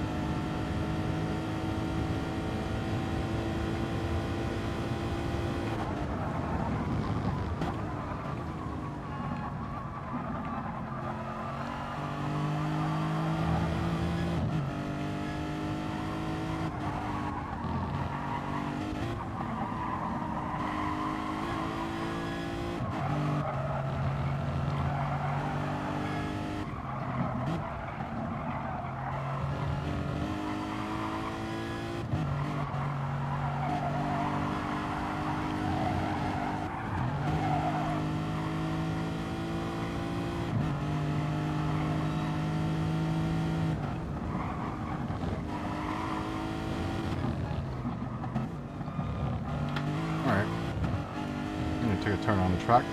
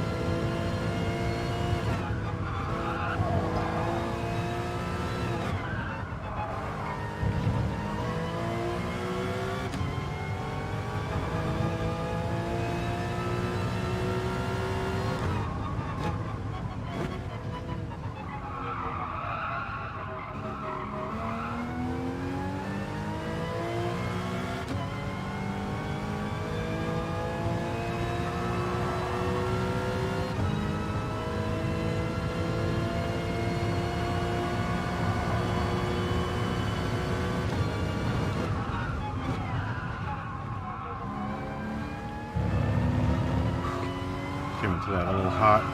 Felt myself about to go into the nether regions there. We are on the outlap, so.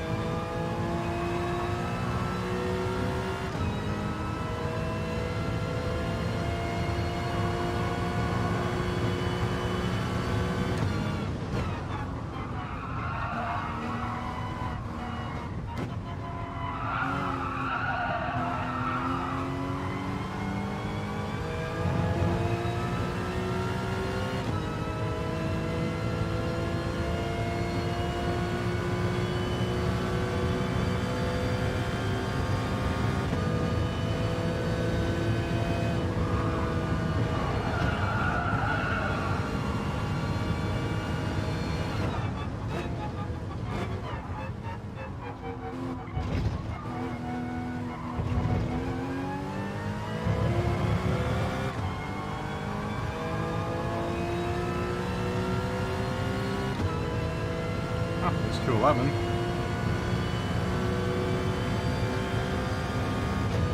Welcome to the club, 211. Can we get 210?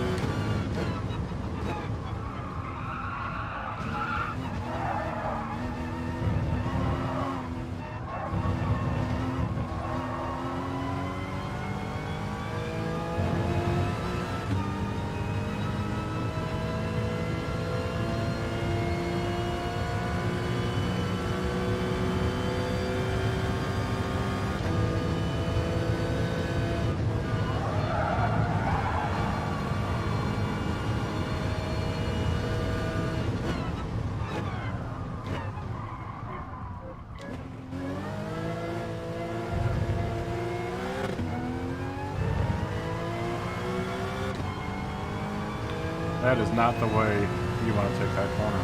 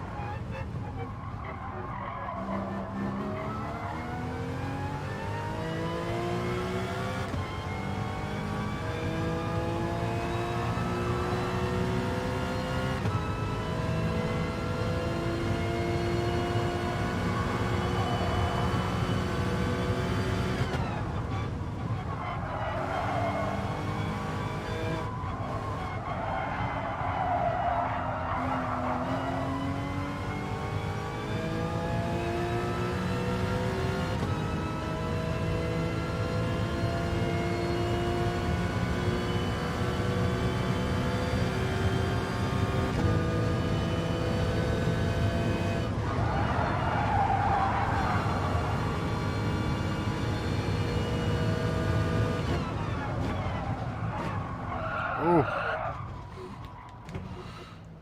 not enough brake.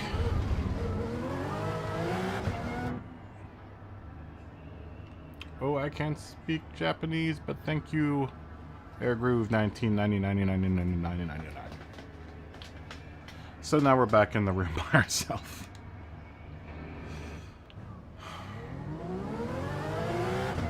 A little alone time on the track.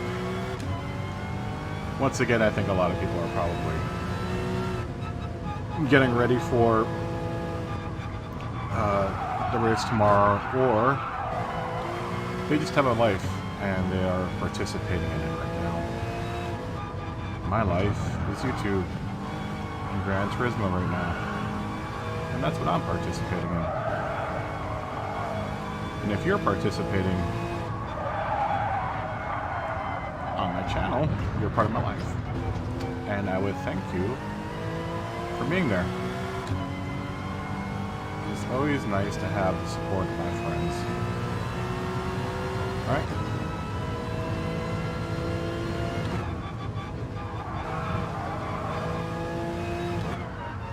That's all we can hope for in life. Support from family and friends.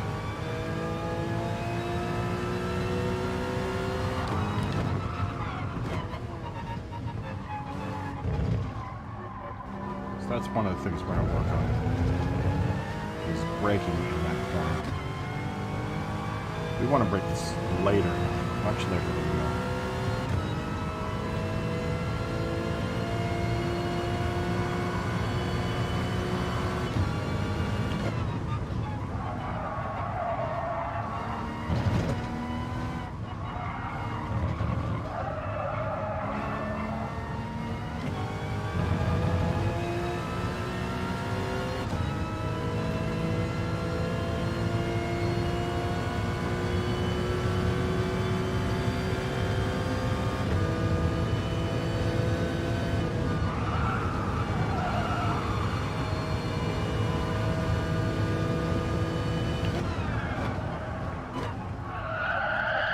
Okay, so maybe braking at the 50 sign isn't such a good idea. Maybe I need to brake at that sign that's been toppled over. I'm just gonna have to look out. Apparently, no one from Suzuka track maintenance wants to put that sign back up. I'm gonna have to complain and tell them you're ruining my track day.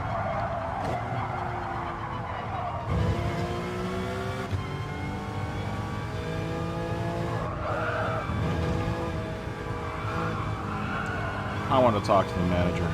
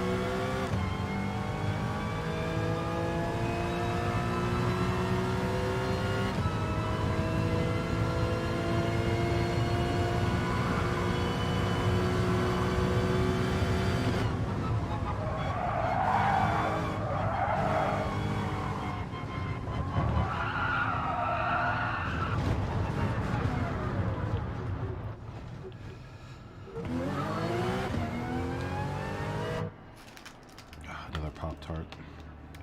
Maybe that'll help. I have to start thinking about dinner here soon. As soon as I jump off the stream here in another 2 hours or so.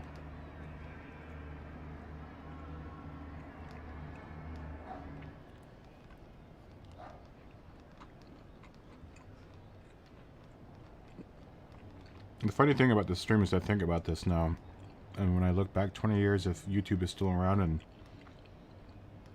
technology is still around,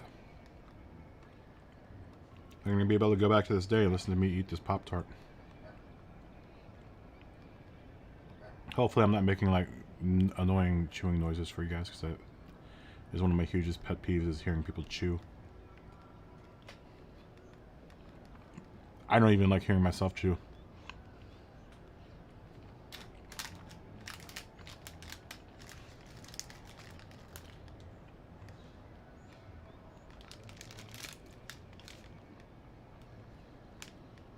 The s'mores Pop-Tarts are good.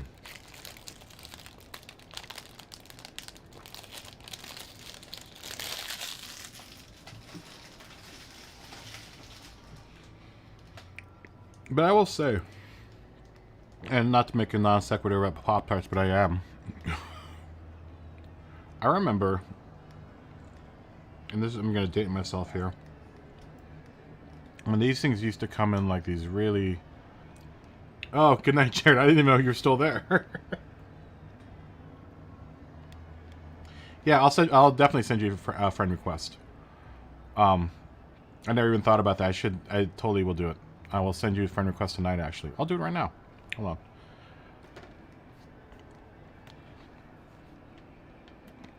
Let me find you. Oh, sorry. Another pet peeve of mine. Talking while your mouth is full. But you're not in front of me right now, so...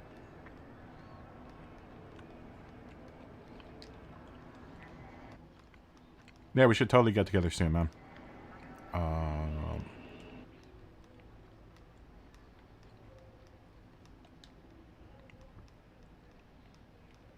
Let's see... Friend requesting...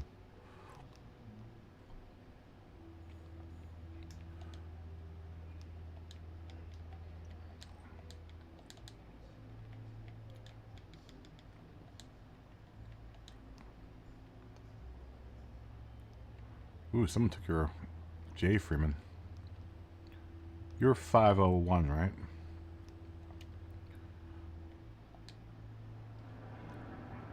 Yeah, J. Freeman's 501.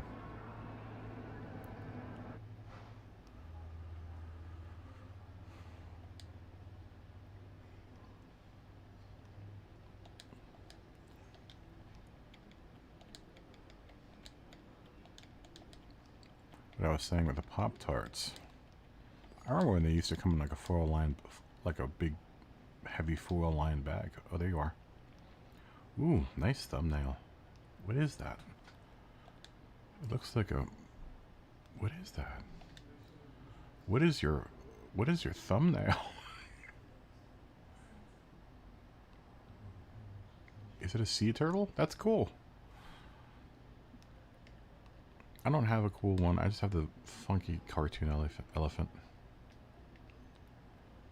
I'm gonna send a close friend request so we can be close friends, dude. How about that? I'm gonna one up you. Jared, have a good night, man. I hope you have a good one, and hopefully I'll see you soon, very soon. What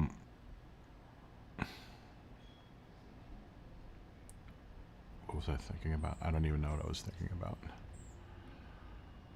Just scatterbrain today. Oh, Benezi's back.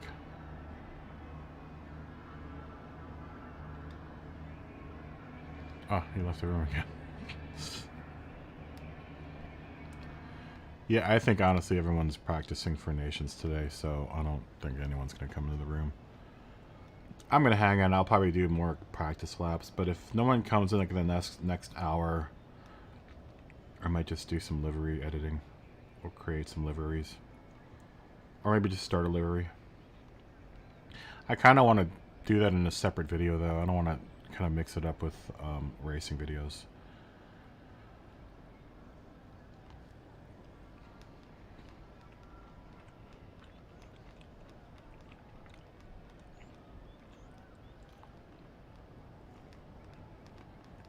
I feel bad because Benezi just literally came in right as we were qualifying. And he was good enough to stay in the lobby for the whole time. And then no one's here for the rest of the race, so. I'm just in a weird time zone, you know, in California it's like, it's kind of too late for Europe and the East Coast and too early for all the Asians and stuff.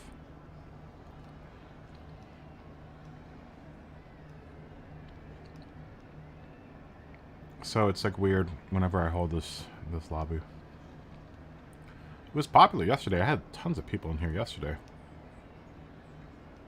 We had a good race. We had like 12 people that actually stayed in the lobby the whole race.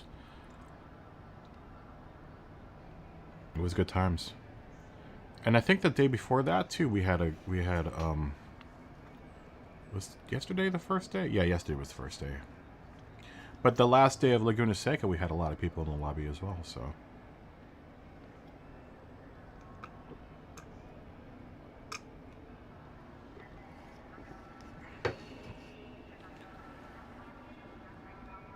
That's okay. I don't mind being the one holed up. I tell everyone that I usually am here from 3 to 7, so I've got to be a man of my word and just stay in it and, you know, hope that people come in. Which is going to make boring viewing for anyone that's watching the stream because it's going to be just me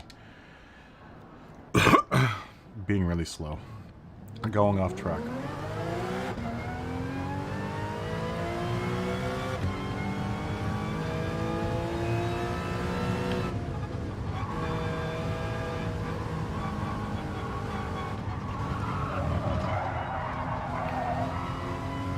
I love the little shake I get in my car every time I make that turn.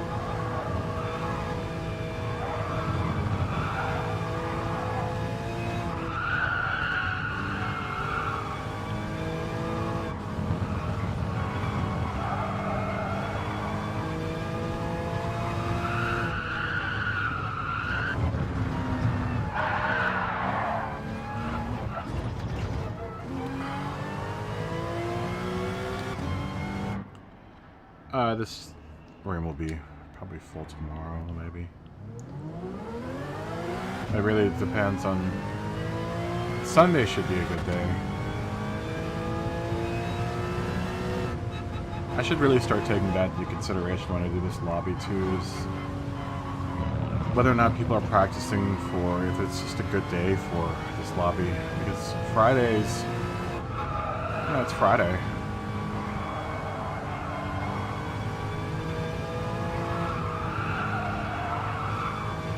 I know other states have open and have fun things going on. Whether or not people are participating in that just yet is to be seen. But under here in Los Angeles, we don't have anything open. Like bars and stuff are closed. Restaurants are open, but nightlife's pretty far smaller than it used to be, obviously.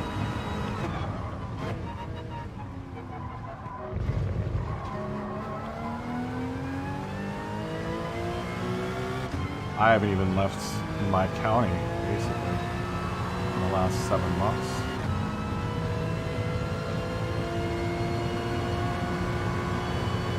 I barely left my house in the last 7 months.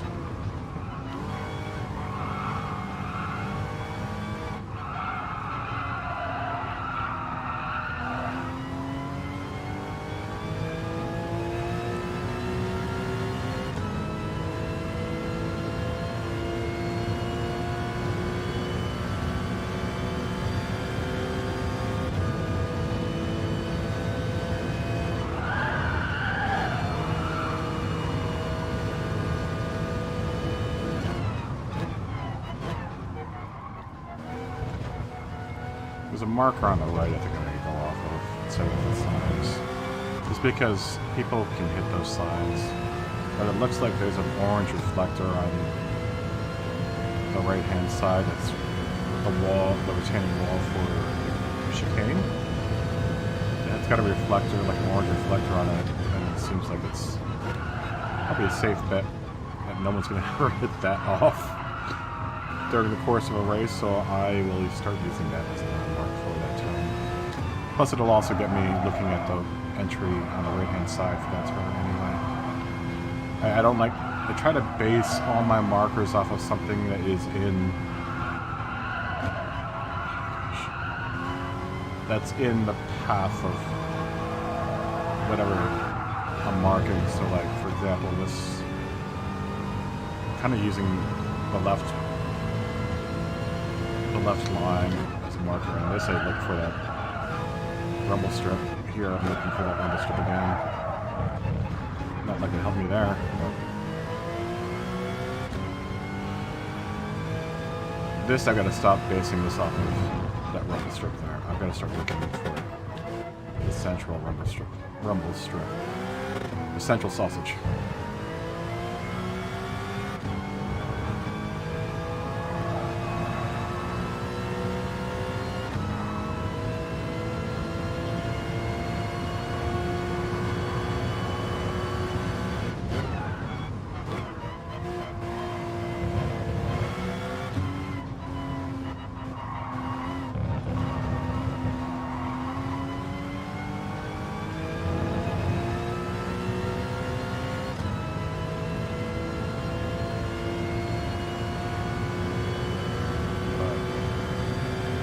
Marker I'm talking about.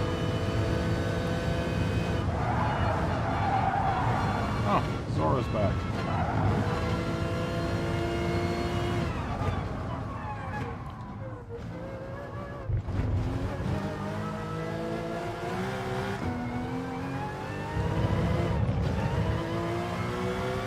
My German friend. Guten Nacht.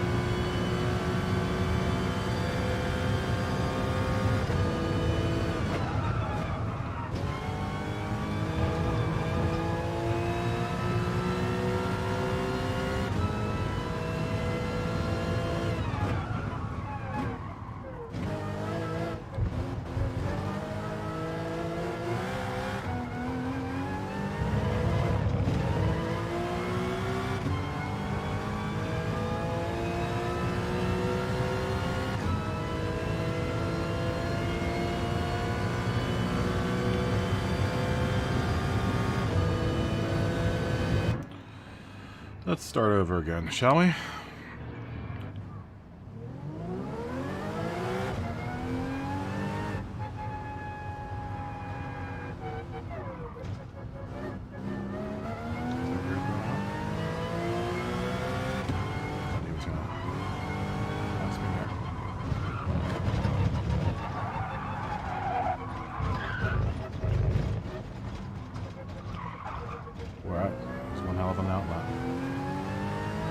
I really wanted to get out on that outlet, out into the grass, that is.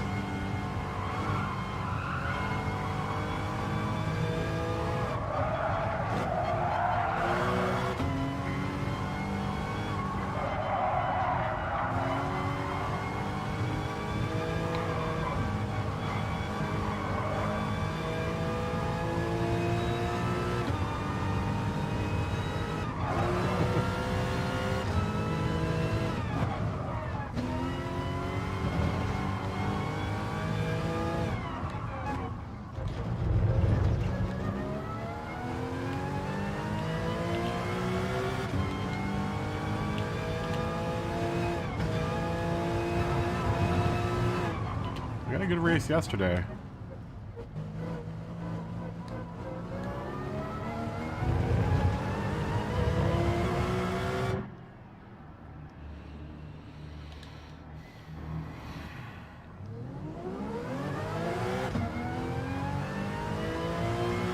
That would suck. Just to show how many people are non-committal in this world.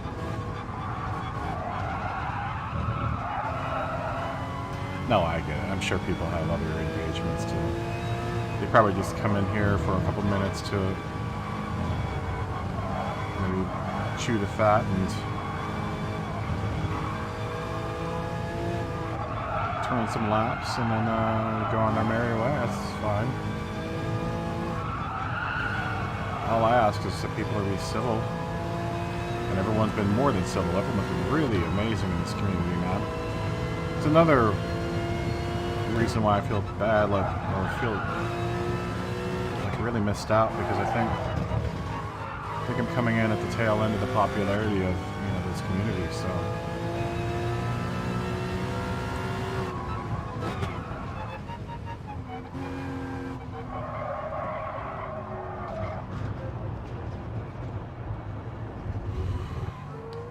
I mean, I'm hoping to eventually branch out to new games. I mean, you guys seem to like the racing stuff, so maybe I should start thinking about like an iRacing rig, or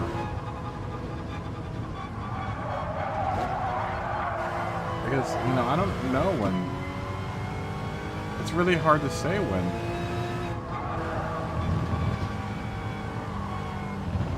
It's really hard to say when Gran Turismo 7 is going to drop. I want to be positive about it. I want to believe, that because they're updating people, on Twitter and saying that, they're looking forward to the release and stuff. I can't wholeheartedly trust that.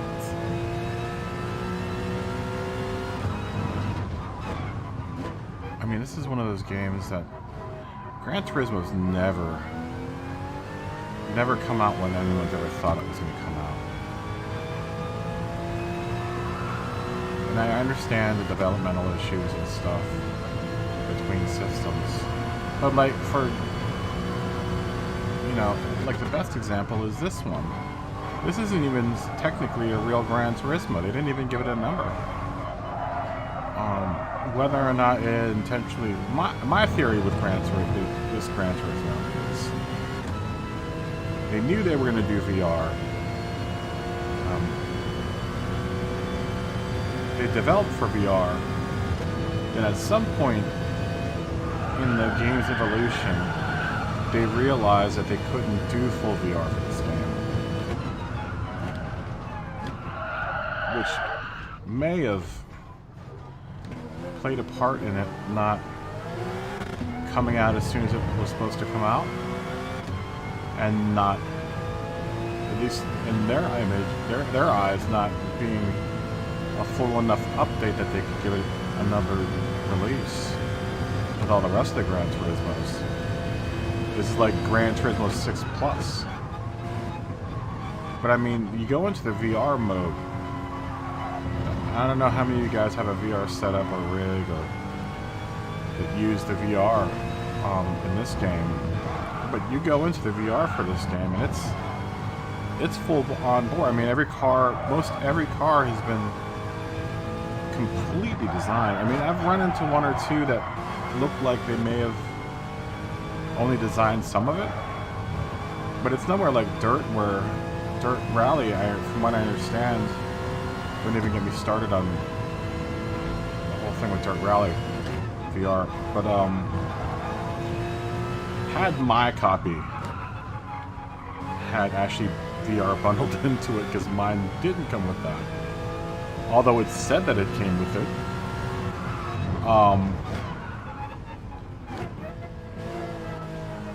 But from what I understand about that game's VR is that you only get the cockpit. Like, if you look behind yourself in that car, you see nothing. You see actually the track. Now, you look at Gran Turismo's VR, and they have everything. I mean, you are in the car. You look in the back seat, and you're looking at the back seat. You know, I know there are not many passenger cars in this game, but you know, it's just incredible. It's incredible that they would put that much detail and that much work into every single car in the game, and then only make the VR section this one tiny like test part. It's very efficient to me. You know, I want to believe that maybe what they were trying to deliver, they realized partway through the development that they just could not push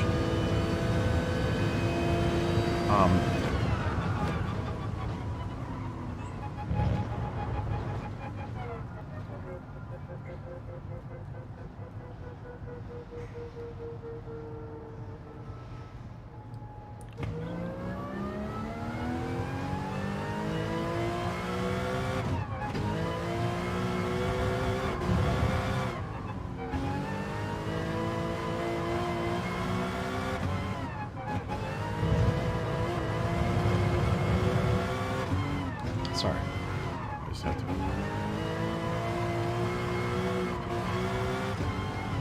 Oh, off there.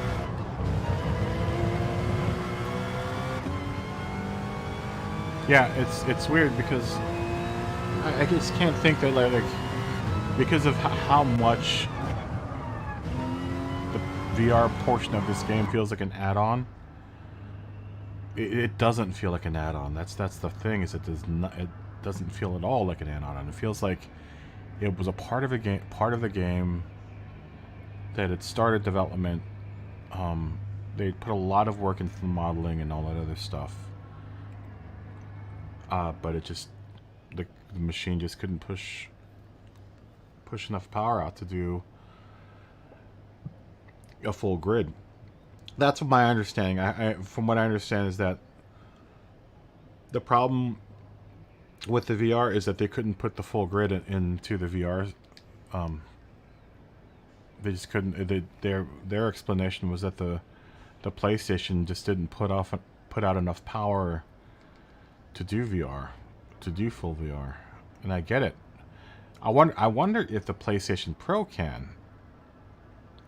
You know, with its added horsepower, if it can push out, you know, enough power to do VR. I mean, it's just odd. It's odd that they would compartmentalize that VR portion of the game so much,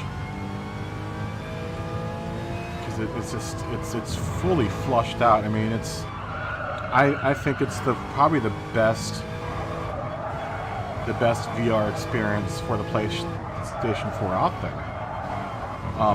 Next to Squadrons, and Squadrons just came out. I mean,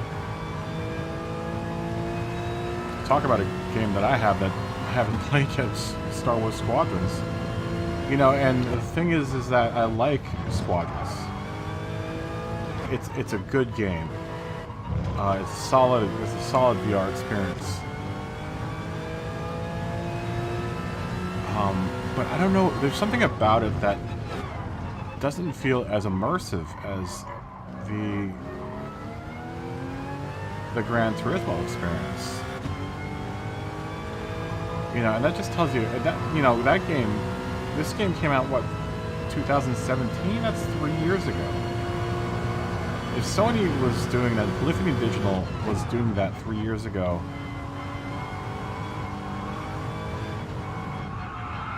you know, with a non-PlayStation Pro,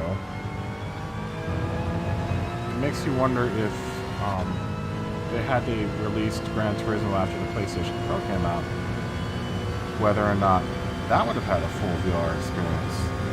But they probably wouldn't have gone through with it because, you know, then the regular PlayStation 4 owners couldn't, you know, partake in the whole VR experience.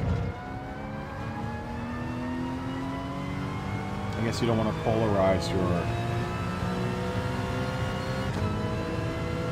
your audience like that.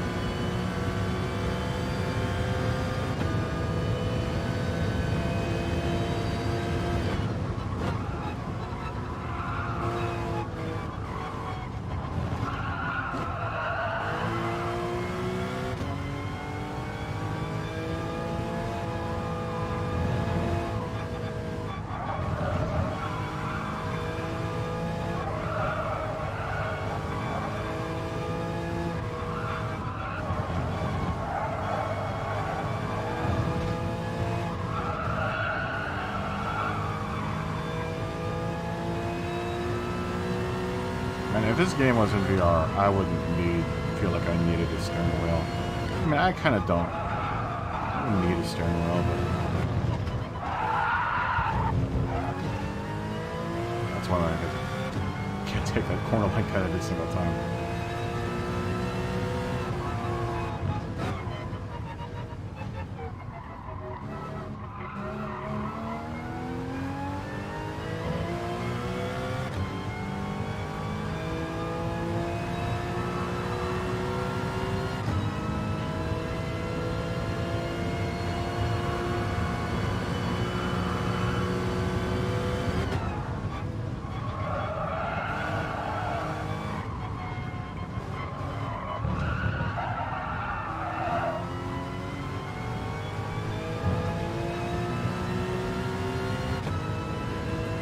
What's going to be interesting is if Gran Turismo 7 is in full VR, how is that going to affect the streamers that do, you know, base their channels like me off of Gran Turismo? Because it's going to be really, really hard to maintain chat up while you're in VR, unless you have some sort of text to talk setup going. It's going to be incredibly hard for us streamers that do Gran Turismo content to be able to talk to you guys. I know I have a problem. That's one of my big problems with Squadrons, is that I can't look at, you know, if anyone's in the lobby or if anyone's even watching, or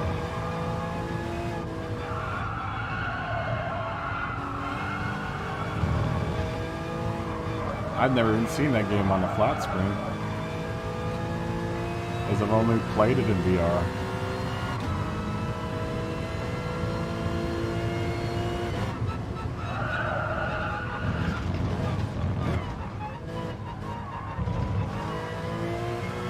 And I don't even know if anyone wants to watch VR content, man. I had VR content for a while, but no one watched it.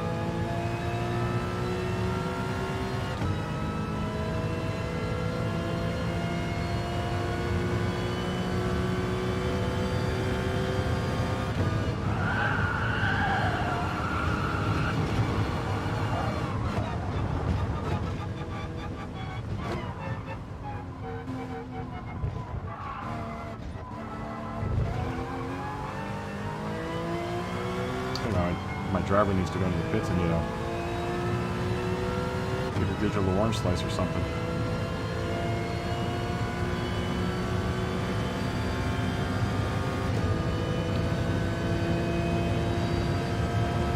I don't know if kids' soccer teams do that these days. They used to be all the rage in my days of playing soccer. Orange slices. Every now and then we get a granola bar, but mostly orange slices. Keep that blood sugar up, you know?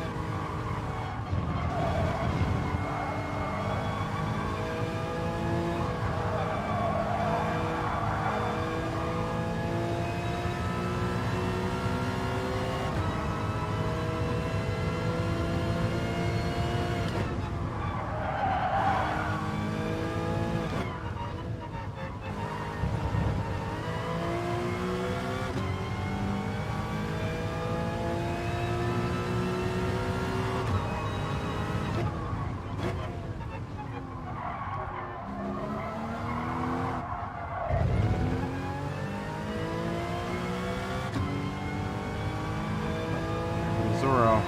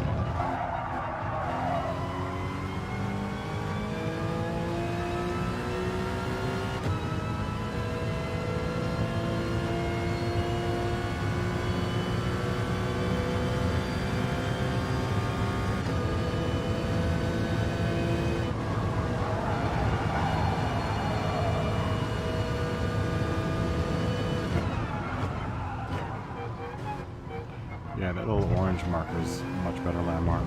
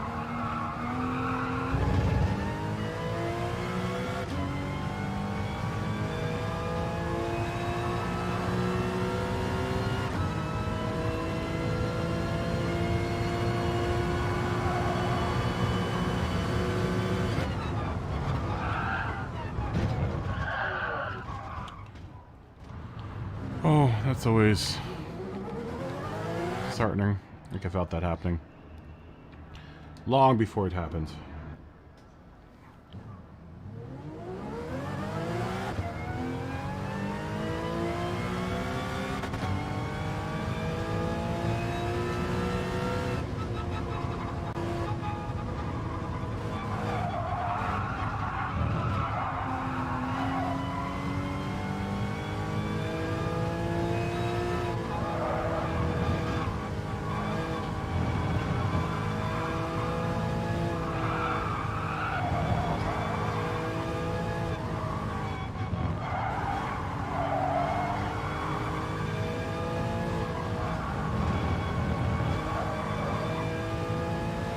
Oh, I could do with a piece of New York style pizza right now.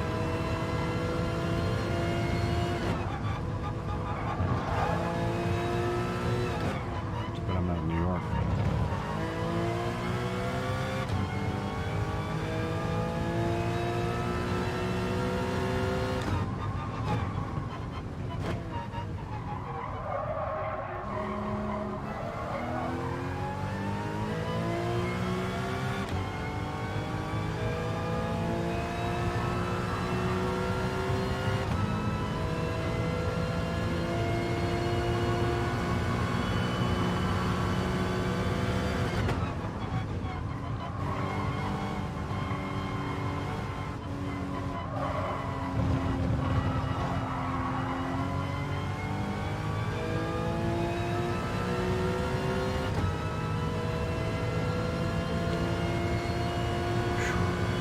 So,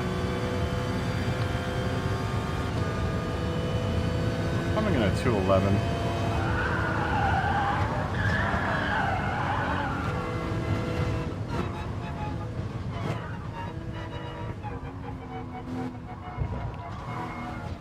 We still gotta somehow make up these 5 seconds that we seem to be missing.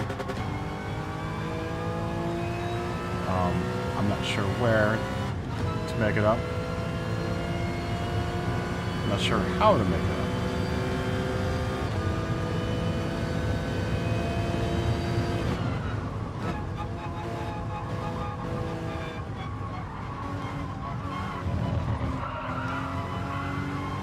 I really can't go through there much faster than that without losing total control of the car.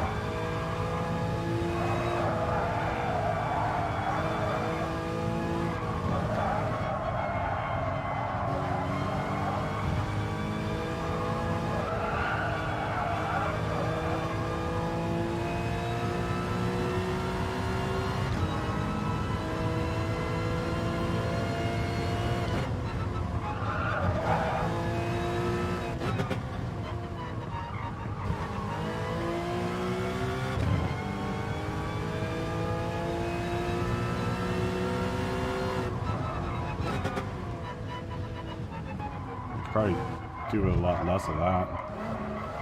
Hitting the rev a little more like that.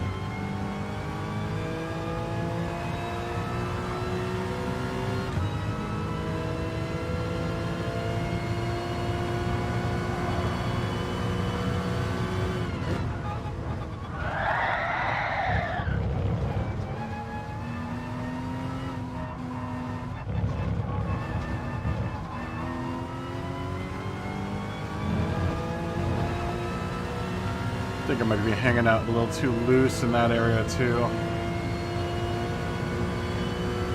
I could probably gain maybe another second in that area. This I think I'm taking it. And just slightly lifting off there. I mean, if I can stay on course. Oh my gosh. Whoops, sorry. More stuff that the Suzuka track officials are going to have to take care of.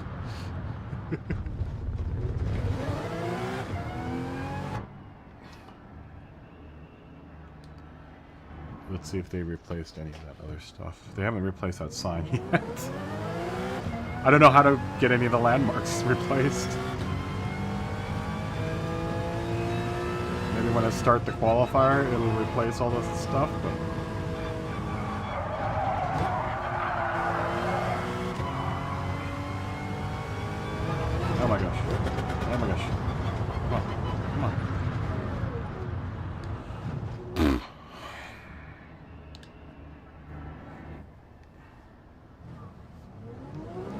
Well, if anything, we've gotten down to 211. Did I get to 210? Yesterday we were doing 218. Of course, it's always that first 12 seconds. It's hard. It's easy to cut off that first 12 seconds. It's the last 5 to 3 seconds. A real pain in the butt. Because that means at that point you are racing to your fullest and you're trying to squeeze every last second out of every corner. You're trying to stretch your car out even more on these straightaways.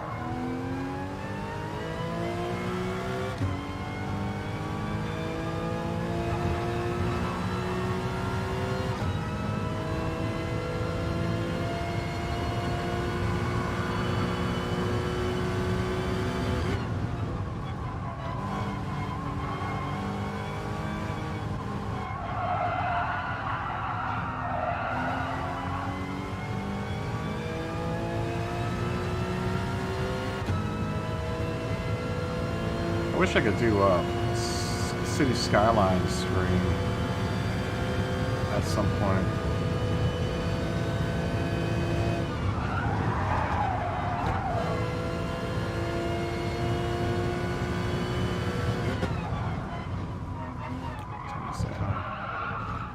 Time to be a cordial house guest. Apparently, Turpif is the CEO of Wall Tasting. Good evening.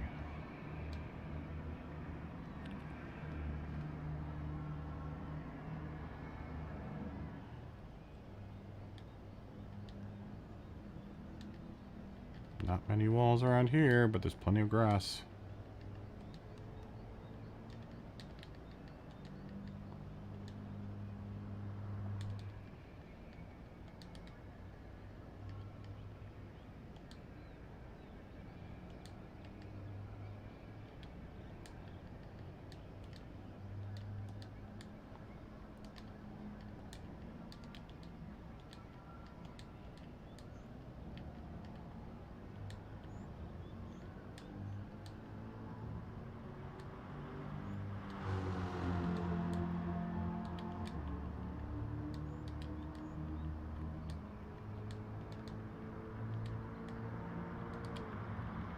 If any of you guys, I don't know how many people are in the stream right now, because I can't trust the numbers that YouTube gives me. If any of you guys are out there and watching and want to join in, this is a race lobby that I host every night from about 3 p.m. Pacific Standard Time to 7. Just search for the lobby. I think it might be the only lobby running the Suzuka circuit. But it's called Manufacturer Cup Race Practice Suzuka. So if any of you guys want to join in, please do. You know, we would love to see your face.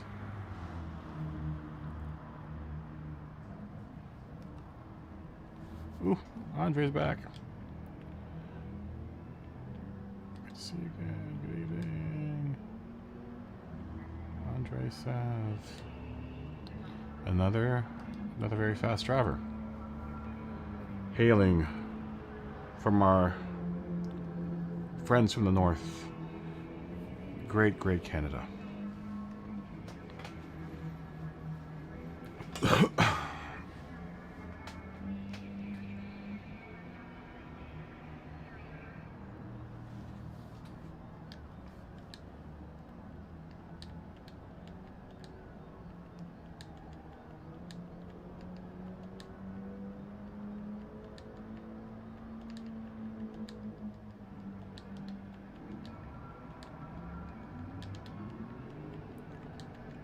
don't know how many people we're going to be able to get tonight.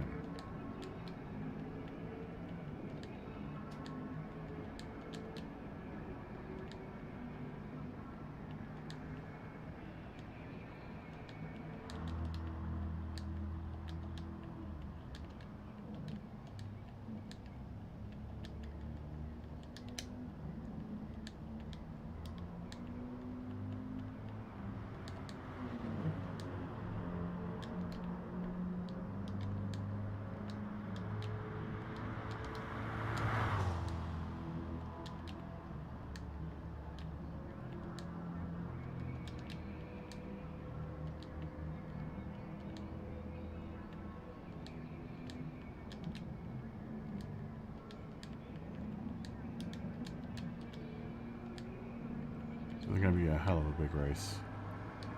So I don't want to make people wait.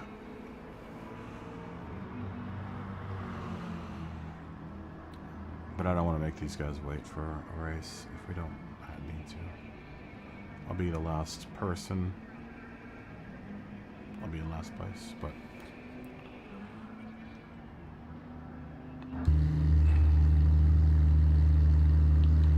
let's see what everyone else is doing on track. Let's see. Zoro's been on the track for a while now.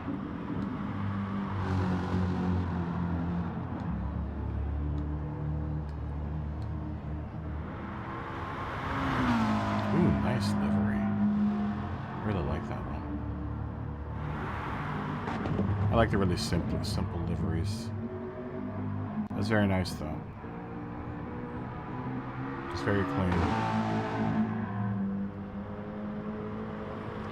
Double tap's got the Red Bull Audi. Andre is coming out with a shiny. I don't know how to describe that color. It looks like a blue-green Aston Martin DBR9. Let's go on board with Zoro. Let's see what type of craziness he's stirring up. He's doing 209 and 208. Wow. Very nice. Corvette's putting in some really good times around this track. Seems to be every time I look at someone who's doing really good, it's in a Corvette.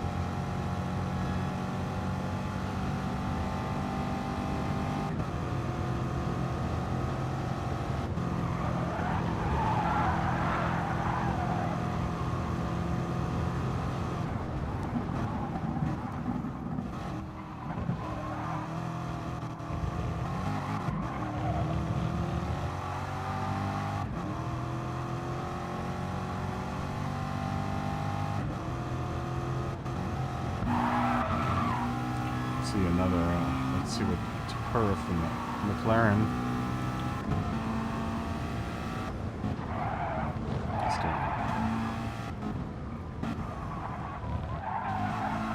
He's posted a 209 as well.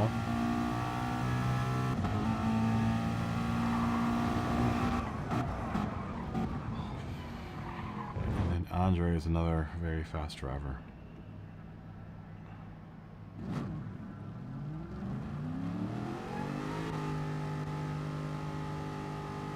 We've lost someone. Oh, there he is. Oh, and he's gone now. Did Zoro leave? I think Zoro left.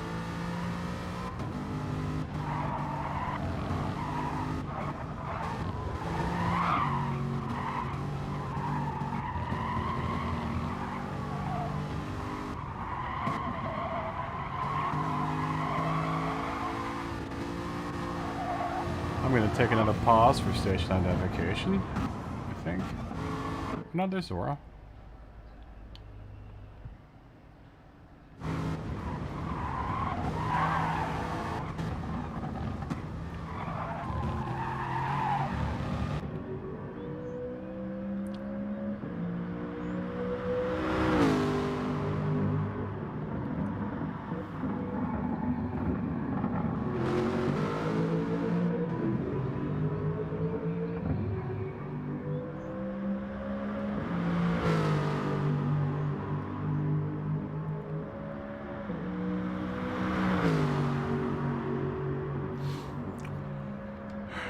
let's go out for another lap. So, you know what? I'm gonna take a quick break. I need to go to the loo, and I have to get more water.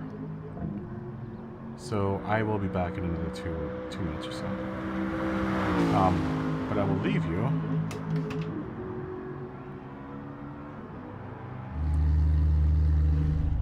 I like the sound of my car. Ooh, that's a nice idling sound.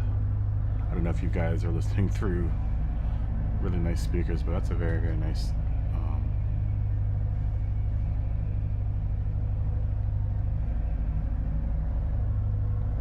That's a really nice idling sound.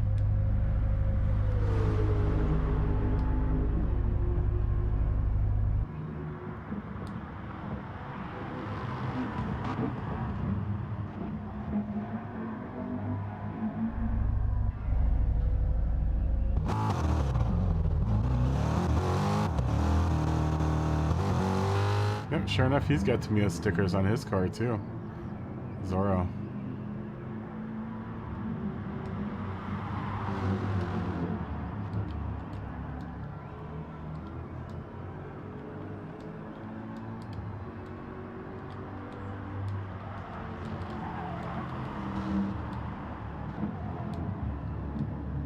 I wonder if he builds models.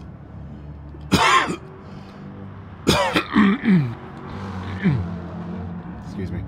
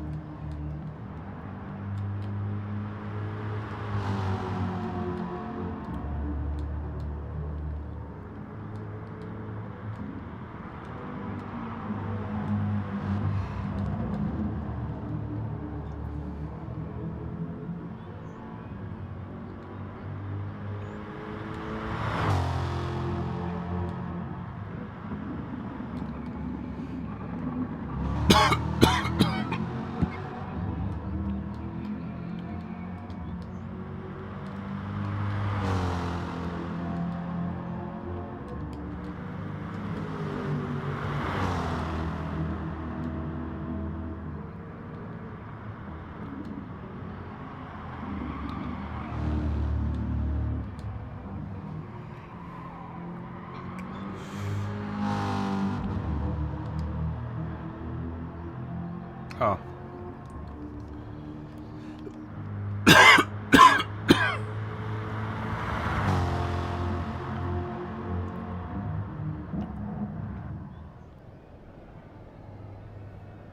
It looks like everyone's leaving my room.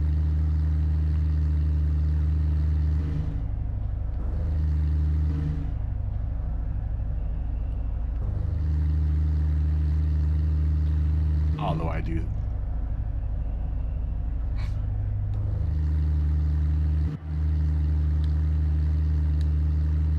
I'm gonna ask him if he's some fellow model builder.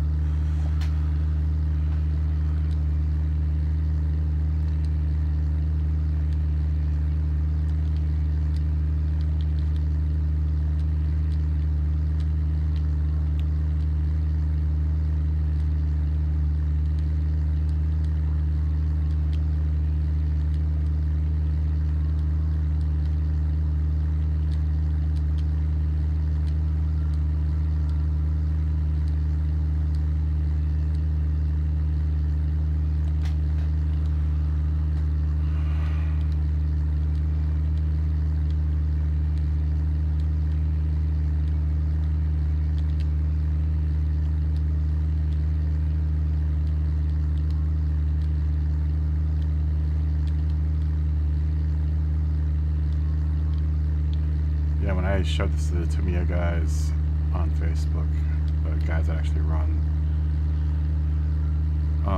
Tamiya's Facebook group, they all went bananas over this car, or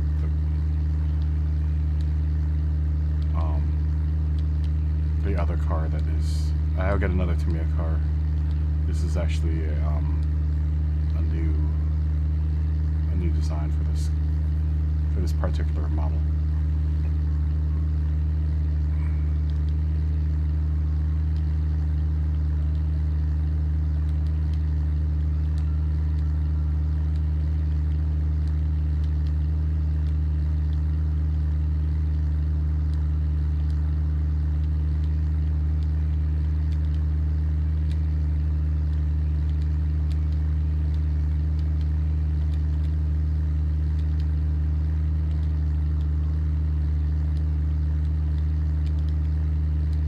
they gave me a thumbs up to continue making designs for them in this game.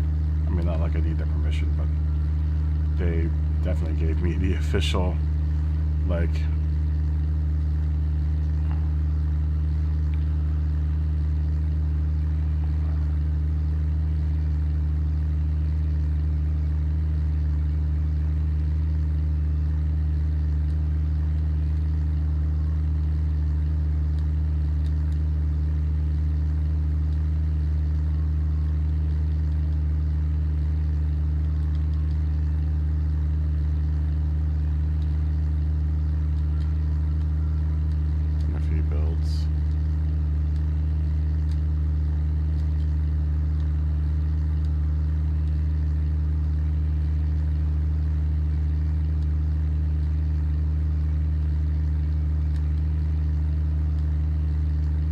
got a whole line of model themed cars. The other car,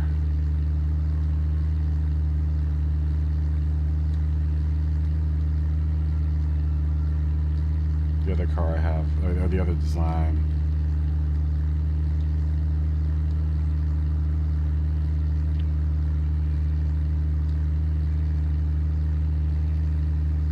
The other design I have is based on a Hasegawa. Is based on what I would have imagined if Hasegawa sponsored a race team and themed a car after Macross / Robotech. I'm actually really proud of that design. It turned out really nicely. This one I like a lot too. I wish I could look around it right now, but I can't.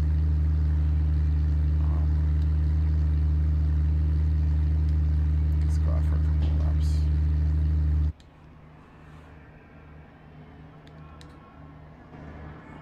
Oh, he just answered back.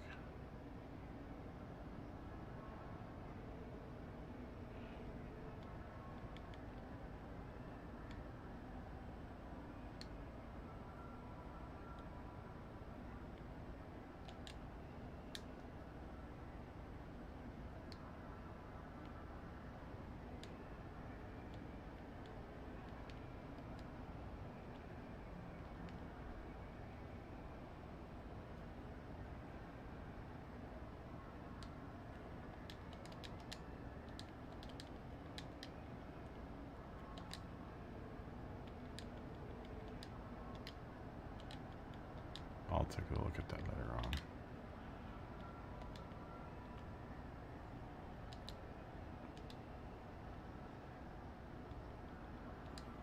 Zora seems like a really cool guy.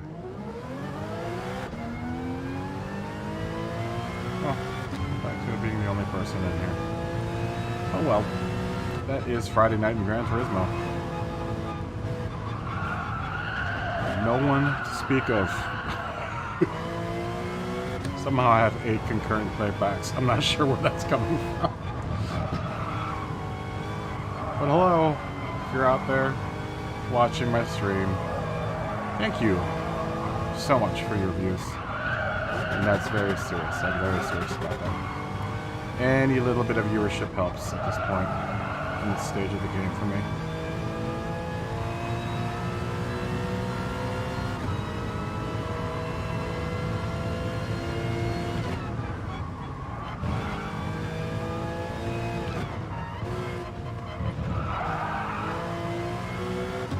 I hope the audio is working out for everyone. I mean, I've been trying to fix it. I'm really sorry for all the really bad audio. I think I apologized earlier during the stream about it, but you know, I'm an ex-release type. I'm not really a practicing sound mixer for movies anymore. I mean, I kind of have dropped out of the movie game after 15 years of physical abuse and just getting thrashed on movie sets. I decided I can't do it anymore. I'm not young. I'm not as young as I used to be, at least physically I'm not. Mentally, I'm definitely like 12 still. But as far as physical is concerned, I've really gotten thrashed over the years on set. And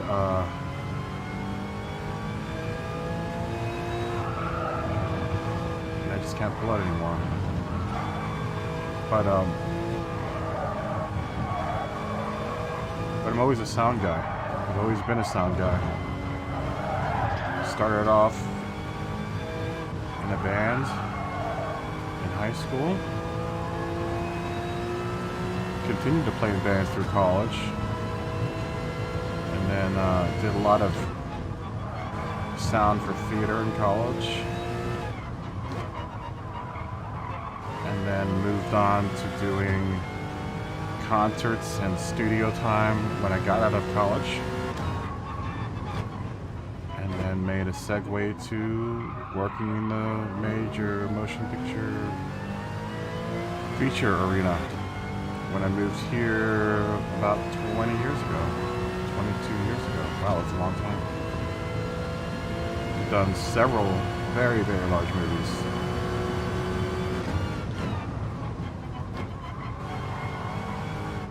A couple Marvel movies there. Played on a couple of Avengers and played a part in Spider-Man. Not like a part, like in, I was part of Spider-Man. And Bumblebee, I did that.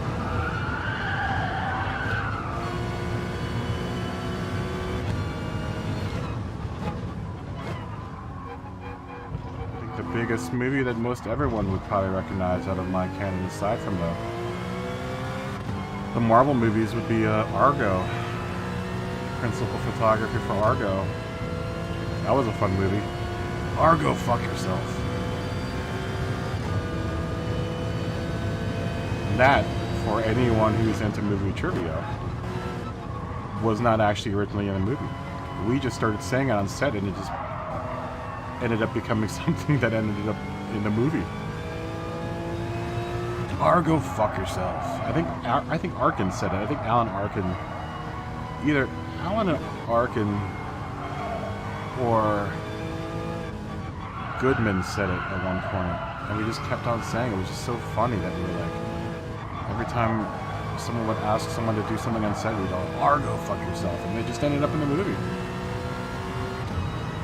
For anyone that had seen Argo.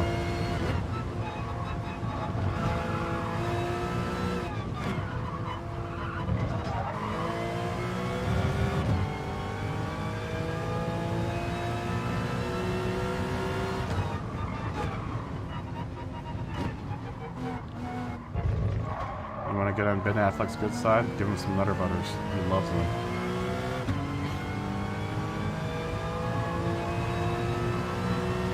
My man can eats like a ravenous, starving dog. I'm a big guy and I eat sloppily, but I don't even hold a candle to how viciously Ben Affleck attacks a plate of food. I bet you him and Casey got in a lot of fights growing up, like over the dinner table, because he eats his plate of food like a prisoner eats food. You know, he's always kind of looking over his shoulder, and he's got his arm around the plate like someone's about to grab it. That is how someone who grew up with brothers and had lots of fights at dinner time, that's how they eat their food.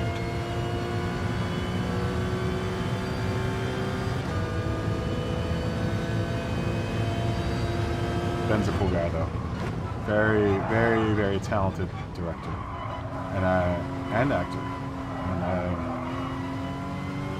and I will vouch for it. People out there will say that he's a hack and overrated, but I've done 2 movies with Ben at this point, and I will go to the ends of the earth with that guy. He's a very, very stand-up fellow.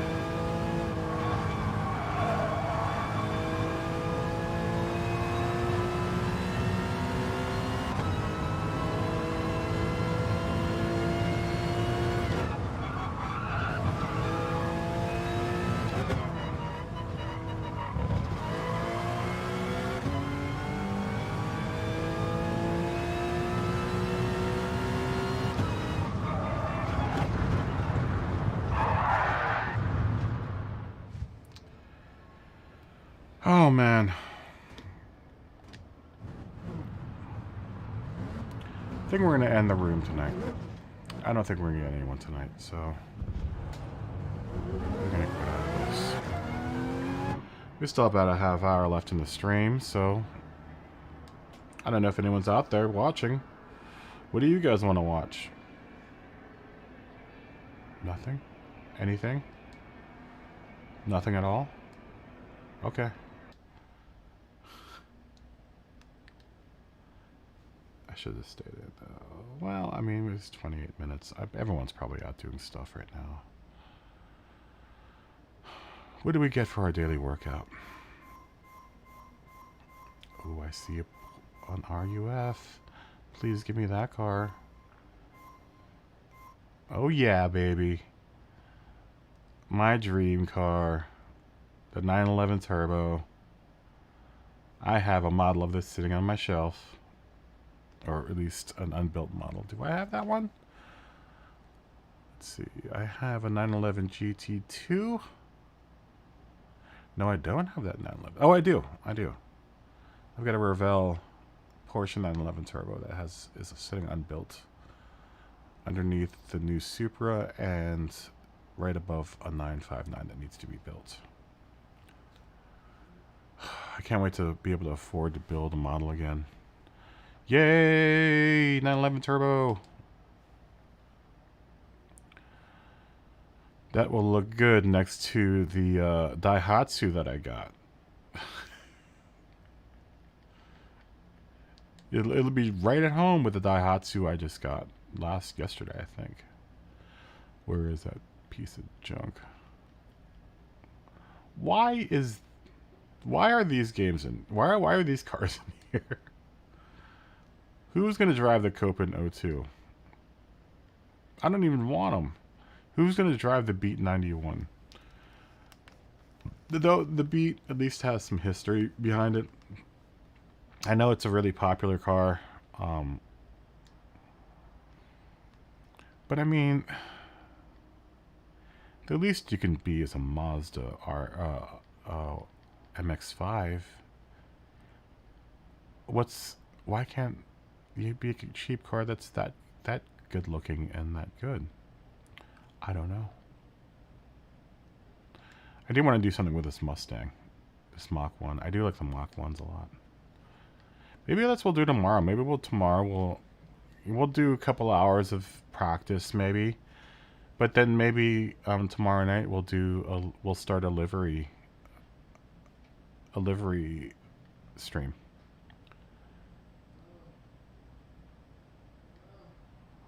You know, it's the end of the season. I'm doing pretty alright. I mean, I feel pretty alright at Suzuka, so I probably don't need as much practice time as I'm putting in my head. I don't know why I bought this car. I really don't. What I was hoping to do was I was hoping to take all the designs from this car and put one of them on this car so I could take pictures of them together. But I don't think I can do that. Can I? I tried doing it and I was really disappointed that I couldn't. I'm just like, well, why? They're the same car. I don't know how to import that design over. Because it would be great if I could just use... I get what's going on, though. Because this car is specifically for the cup races. So I get it. But why can't I export these designs out to the other car? I don't know if I'm going to always race a Porsche. Although, I don't know who else I would race for in this game. I'm really attached to Porsche. I really like Porsche. You know, I don't care if they're fast or not. It doesn't really matter. I mean, it does and it doesn't. I mean, I think it really is more important. And kind of the idea of the game is that it isn't the car. The car is important, but not as so much as the driver is important. And the quality of the driver. I want this car. Do I have enough money for this car yet? I do. Ooh. I could have a Carrera Speedster 1956. What was the car that I really wanted, though? There was a car I was kind of saving up for, but I didn't have enough money for it. Was it a Ferrari?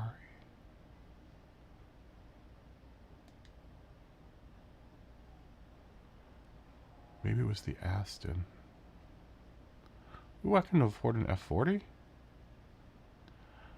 What am I doing? Maybe I should buy an F40.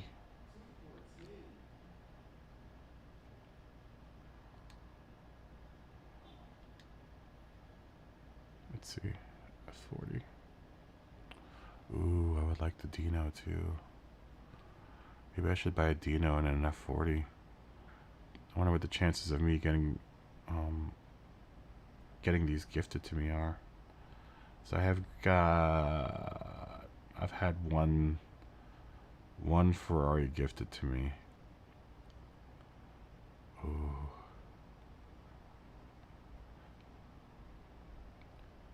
The Ferrari 250 GT Berlinetta Passo Corto. It is his love. It is his passion. I don't. That's not the car, though. Well, yeah, it is actually. It is his fault for not locking the garage. Ferris, maybe you don't understand. Oh, that is a sexy car. Oh, do I have money for this? Nope. That's one car I want, is the P4. The classic P4. What a historic car.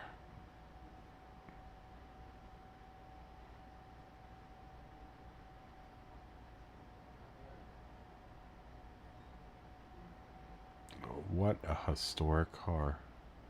20 mil for that car. What else do we have? The 250 GT, also 20 mil. Another very, very classic Le Mans contender.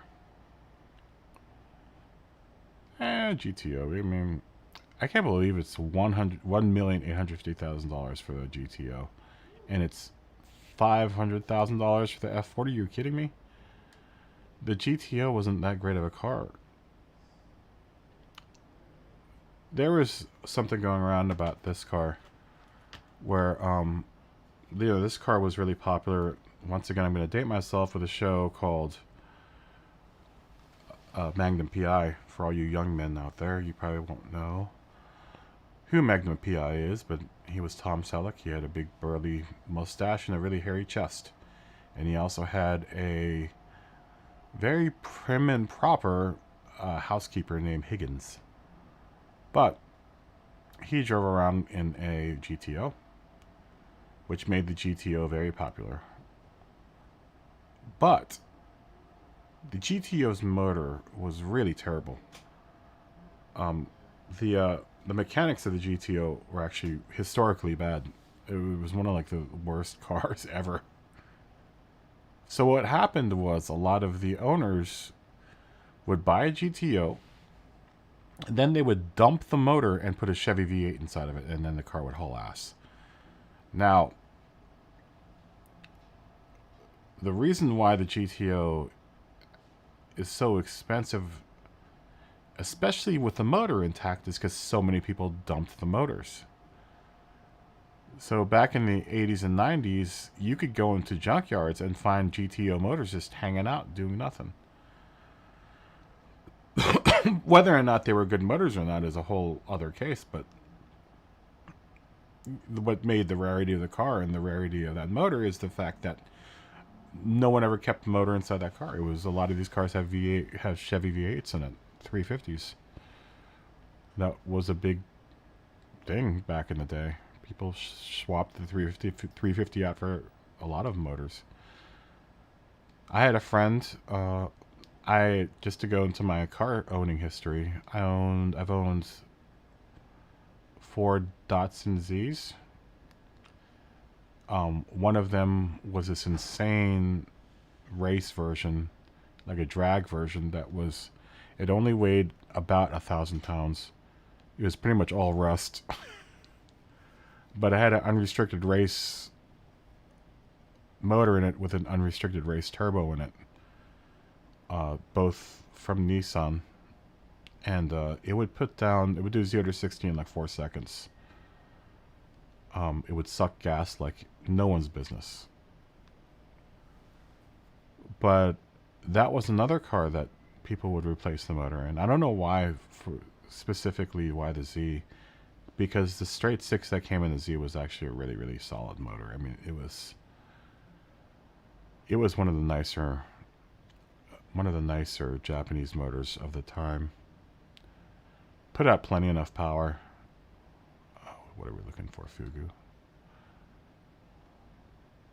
Oh, that's right there in America. But it put out a proper amount of power for the type of car it was.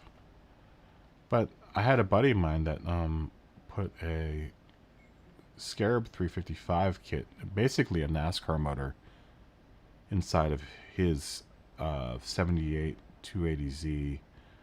280Z. Mine was a 240 and a 2. I've had 240, a 260, another 280, and then his was a 78. You know, big bumper style. Where is that Fugu car? You know, big bumper style Datsun. And what a fantastic car. That car was just... all of them were fantastic. They just all rusted fast. You know, they never... the reason why why you have so many rusty Zs is because they never undercoated them. So they would take a trip over... and this is before Nissan had established any kind of home base. Any Japanese car manufacturer at that point hadn't based operations in the U.S. So all of them were coming over on the longboat from Japan, and a lot of them didn't have undercoating on them. So they would arrive stateside with already like a month, 2 months worth of seawater attacking the bottom part of the car. That's why all of the Zs that you see, all of the Zs that you find are rust buckets.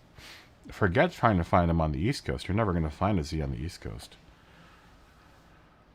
You might find 1 or 2, but you're never going to find as many Zs as you are here in Los Angeles. I mean, when I moved here, this place, I was like, wow. It was blown away by how many old cars were on the street. Being from the East, you don't see that because we attack our roads with salt. You know, that stuff will kill the bottom of a car, little less a car that's already suffering from a rust problem.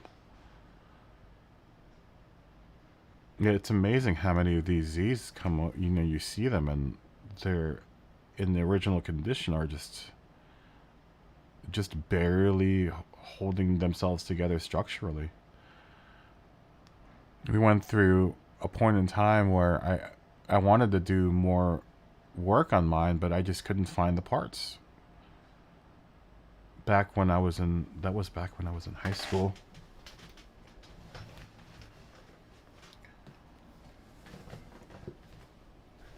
That was back when I was in high school, and nowadays it's easier to find parts for the Zs. I'm sure there are plenty of people out there. Oh, what are you talking about? You could find plenty of parts for the Z. Not in my day. In my day, you would be lucky to find anything that was for the Z. You could just barely find wheels to put on these things. That was back in 2000. Like 2000. 20 years ago. Yes, I'm old. I'm older than dirt. No, I'm not that old. But yeah, and one of the big things with and you know when someone knows their stuff with Z's, or at least has had any kind of experience with the Datsun Z, is that we all look at the dashboard, because it's really incredibly, unless you've had it completely replaced or even had it completely recast, because I don't know if there's anyone that makes brand new dashboards for the Z, but that was the big thing. Like, for the longest time, you couldn't find anyone that would make replacement dashboards for the Z. So every single one of them, they had, these gnarly cracks in the plastic. You would never see that on like some of these newer cars. And it's funny when you think about it, is that's still almost kind of early development of motor cars. We're just now getting into the point where these cars aren't as I don't want to say rare or as special, but back in the late 70s and early 80s, the car technology was still being kind of discovered, or the new technologies for cars were kind of being discovered still. Now we got cars that now people want self-driving cars. What's the point? I think that's still far off. I think that's still way far off. Self-driving cars. I think in order to even consider doing that, you're going to have to do tons of infrastructure work in order to get cars to drive by themselves on highways. And even then, why would you want, you're not going to fall asleep behind the wheel. Let's put it that way. I think it's everyone's hope and dream is that they want to be able to drive or ride in a car and sleep at the same time and not have to deal with a driver or anything. But that's not going to happen, I don't think. You look at like aerospace and how long we've been flying around in planes with autopilot. Planes with autopilot still need a pilot. I'm not going to get on a plane with no pilot. I remember driving someone, because I've been Uber driving. I've had a couple of people like, oh, what are you going to do when, Uber replaces you guys with robot cars? I'm like, are you really going to step into a car that is controlled by no one? Don't you want someone there to ensure that if the car messes up, someone will take control? That's just me. Maybe I'm just a control freak. Maybe that's my problem. Alright, well, we've got 10 minutes left in the stream here, guys. I don't know how many people are out there. If you're out there and you want me to continue, then I can, but I'm going to give it another 10 minutes and then we'll call it a night. Just want to make sure that I'm being as consistent as I possibly can. Because I'd hate for someone to tune in at 8 or 6:52 my time or 6:53 my time and not find me here.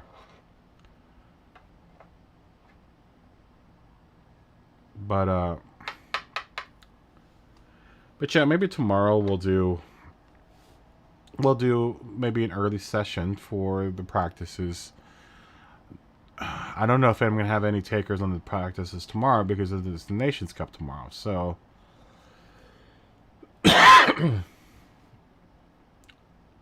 so I don't think, maybe we'll have one session of that and then we'll segue into a livery session and start building a livery. But if I start doing that, I want love for you guys to like be part of that, and maybe we can do a group livery.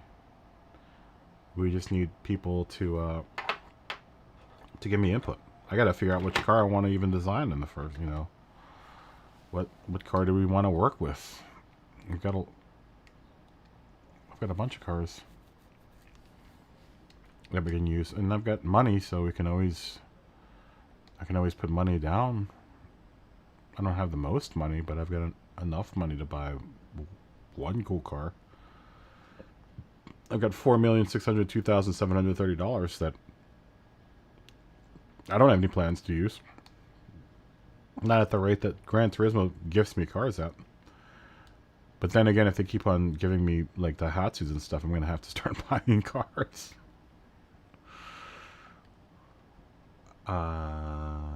Let's see. What car could we work on tomorrow if we did do a livery stream? That way I could just chat my ear off, chat you guys' ear off, and maybe you guys can even step inside the chat and we can talk. You don't have to be just my friend to talk to me. You can be whatever. You can be just some rando off the street and I'll talk to you. If you guys watch me, one thing you will learn is that I like the sound of my own voice. Let's see, we already did one for the 458. Maybe we'll do one for one of the Group 1 cars. I'd like to do the 787B, but I couldn't imagine with this car. What does this car look like without its livery? Let's look at the 787B without its livery. I've never thought of it that way. I've only known this car with that livery.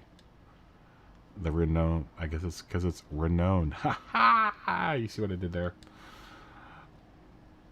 That is a cool design. It's very cool. What a classic car. Alright, so let's see what it looks like without any of that stuff.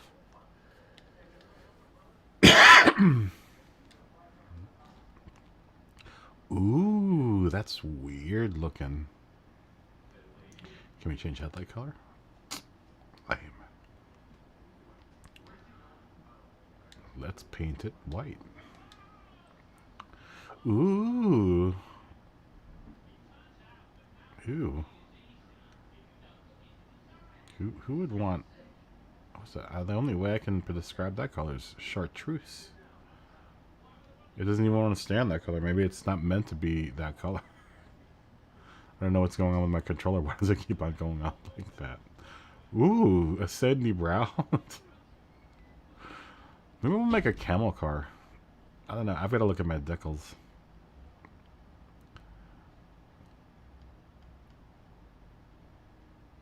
I don't know.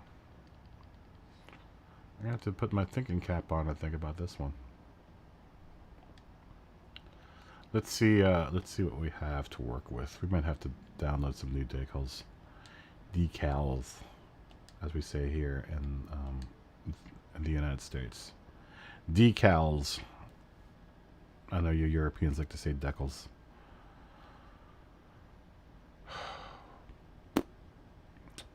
What we were looking at. And we'll go over this too, because I can usually jam these designs out pretty quickly. Especially if it's based off of a standard design that I have. So like for these cars, I kind of have a standard design for... See how pretty close... I know we've gone over this in other streams, but I don't know if anyone's actually watched any of those other streams. But like this car is based off of another design that I had for this car earlier this season. The kind of reoccurring theme in this car is this white stripe that goes down the middle. The black heavy line that borders the white and the green. And of course the Tamiya symbols. So, like for example, this car took me about maybe an hour to throw together. Because it is loosely based on this other car, which in contra... Um, in I don't know what word I was trying to use there. I was contrary, but that's not the word that I wanted. In contrast, that's the word I want. In contrast, this car took this design here, which is the original design for the car, took, I would say, about 3 or 4 hours to put together. I had to figure out honestly, a lot of it was a big accident. I had meant to do the car that designed the car that I designed with the new design, but this is literally I this green part and the black line there and that white line. The green is one big shape, and I was trying to move it up parallel so that it would run a parallel line to the ground. And I tapped the angle button, and it gave me this angle that went from the front wheel to the rear taillight there at the end of the Porsche, the E there. And I liked the angle so much, I just kept it. And I knew I wanted like a relief stripe in it somehow, some way. Just something to break up the monotony of the two lines. And that black line, that's where that black line comes in. It's just a really nice touch that you see here in the back, and it allows me to continue with the Porsche and the black stripe theme and the Porsche being in the white. Where I couldn't continue it was the front bumper. Now I could probably go through, I now know a way that I can make it look more uniform, because what I was having a problem with is that you see this right where the air vent is and where the green is, there really isn't a real easy way of integrating that black line there without making it look really messy. But I finally had figured it out with this car with the other design that I have for it, which is the Hasegawa excuse me, Macross design. Maybe I should run this car this race. I don't know. It saw Fuji or Tokyo, so.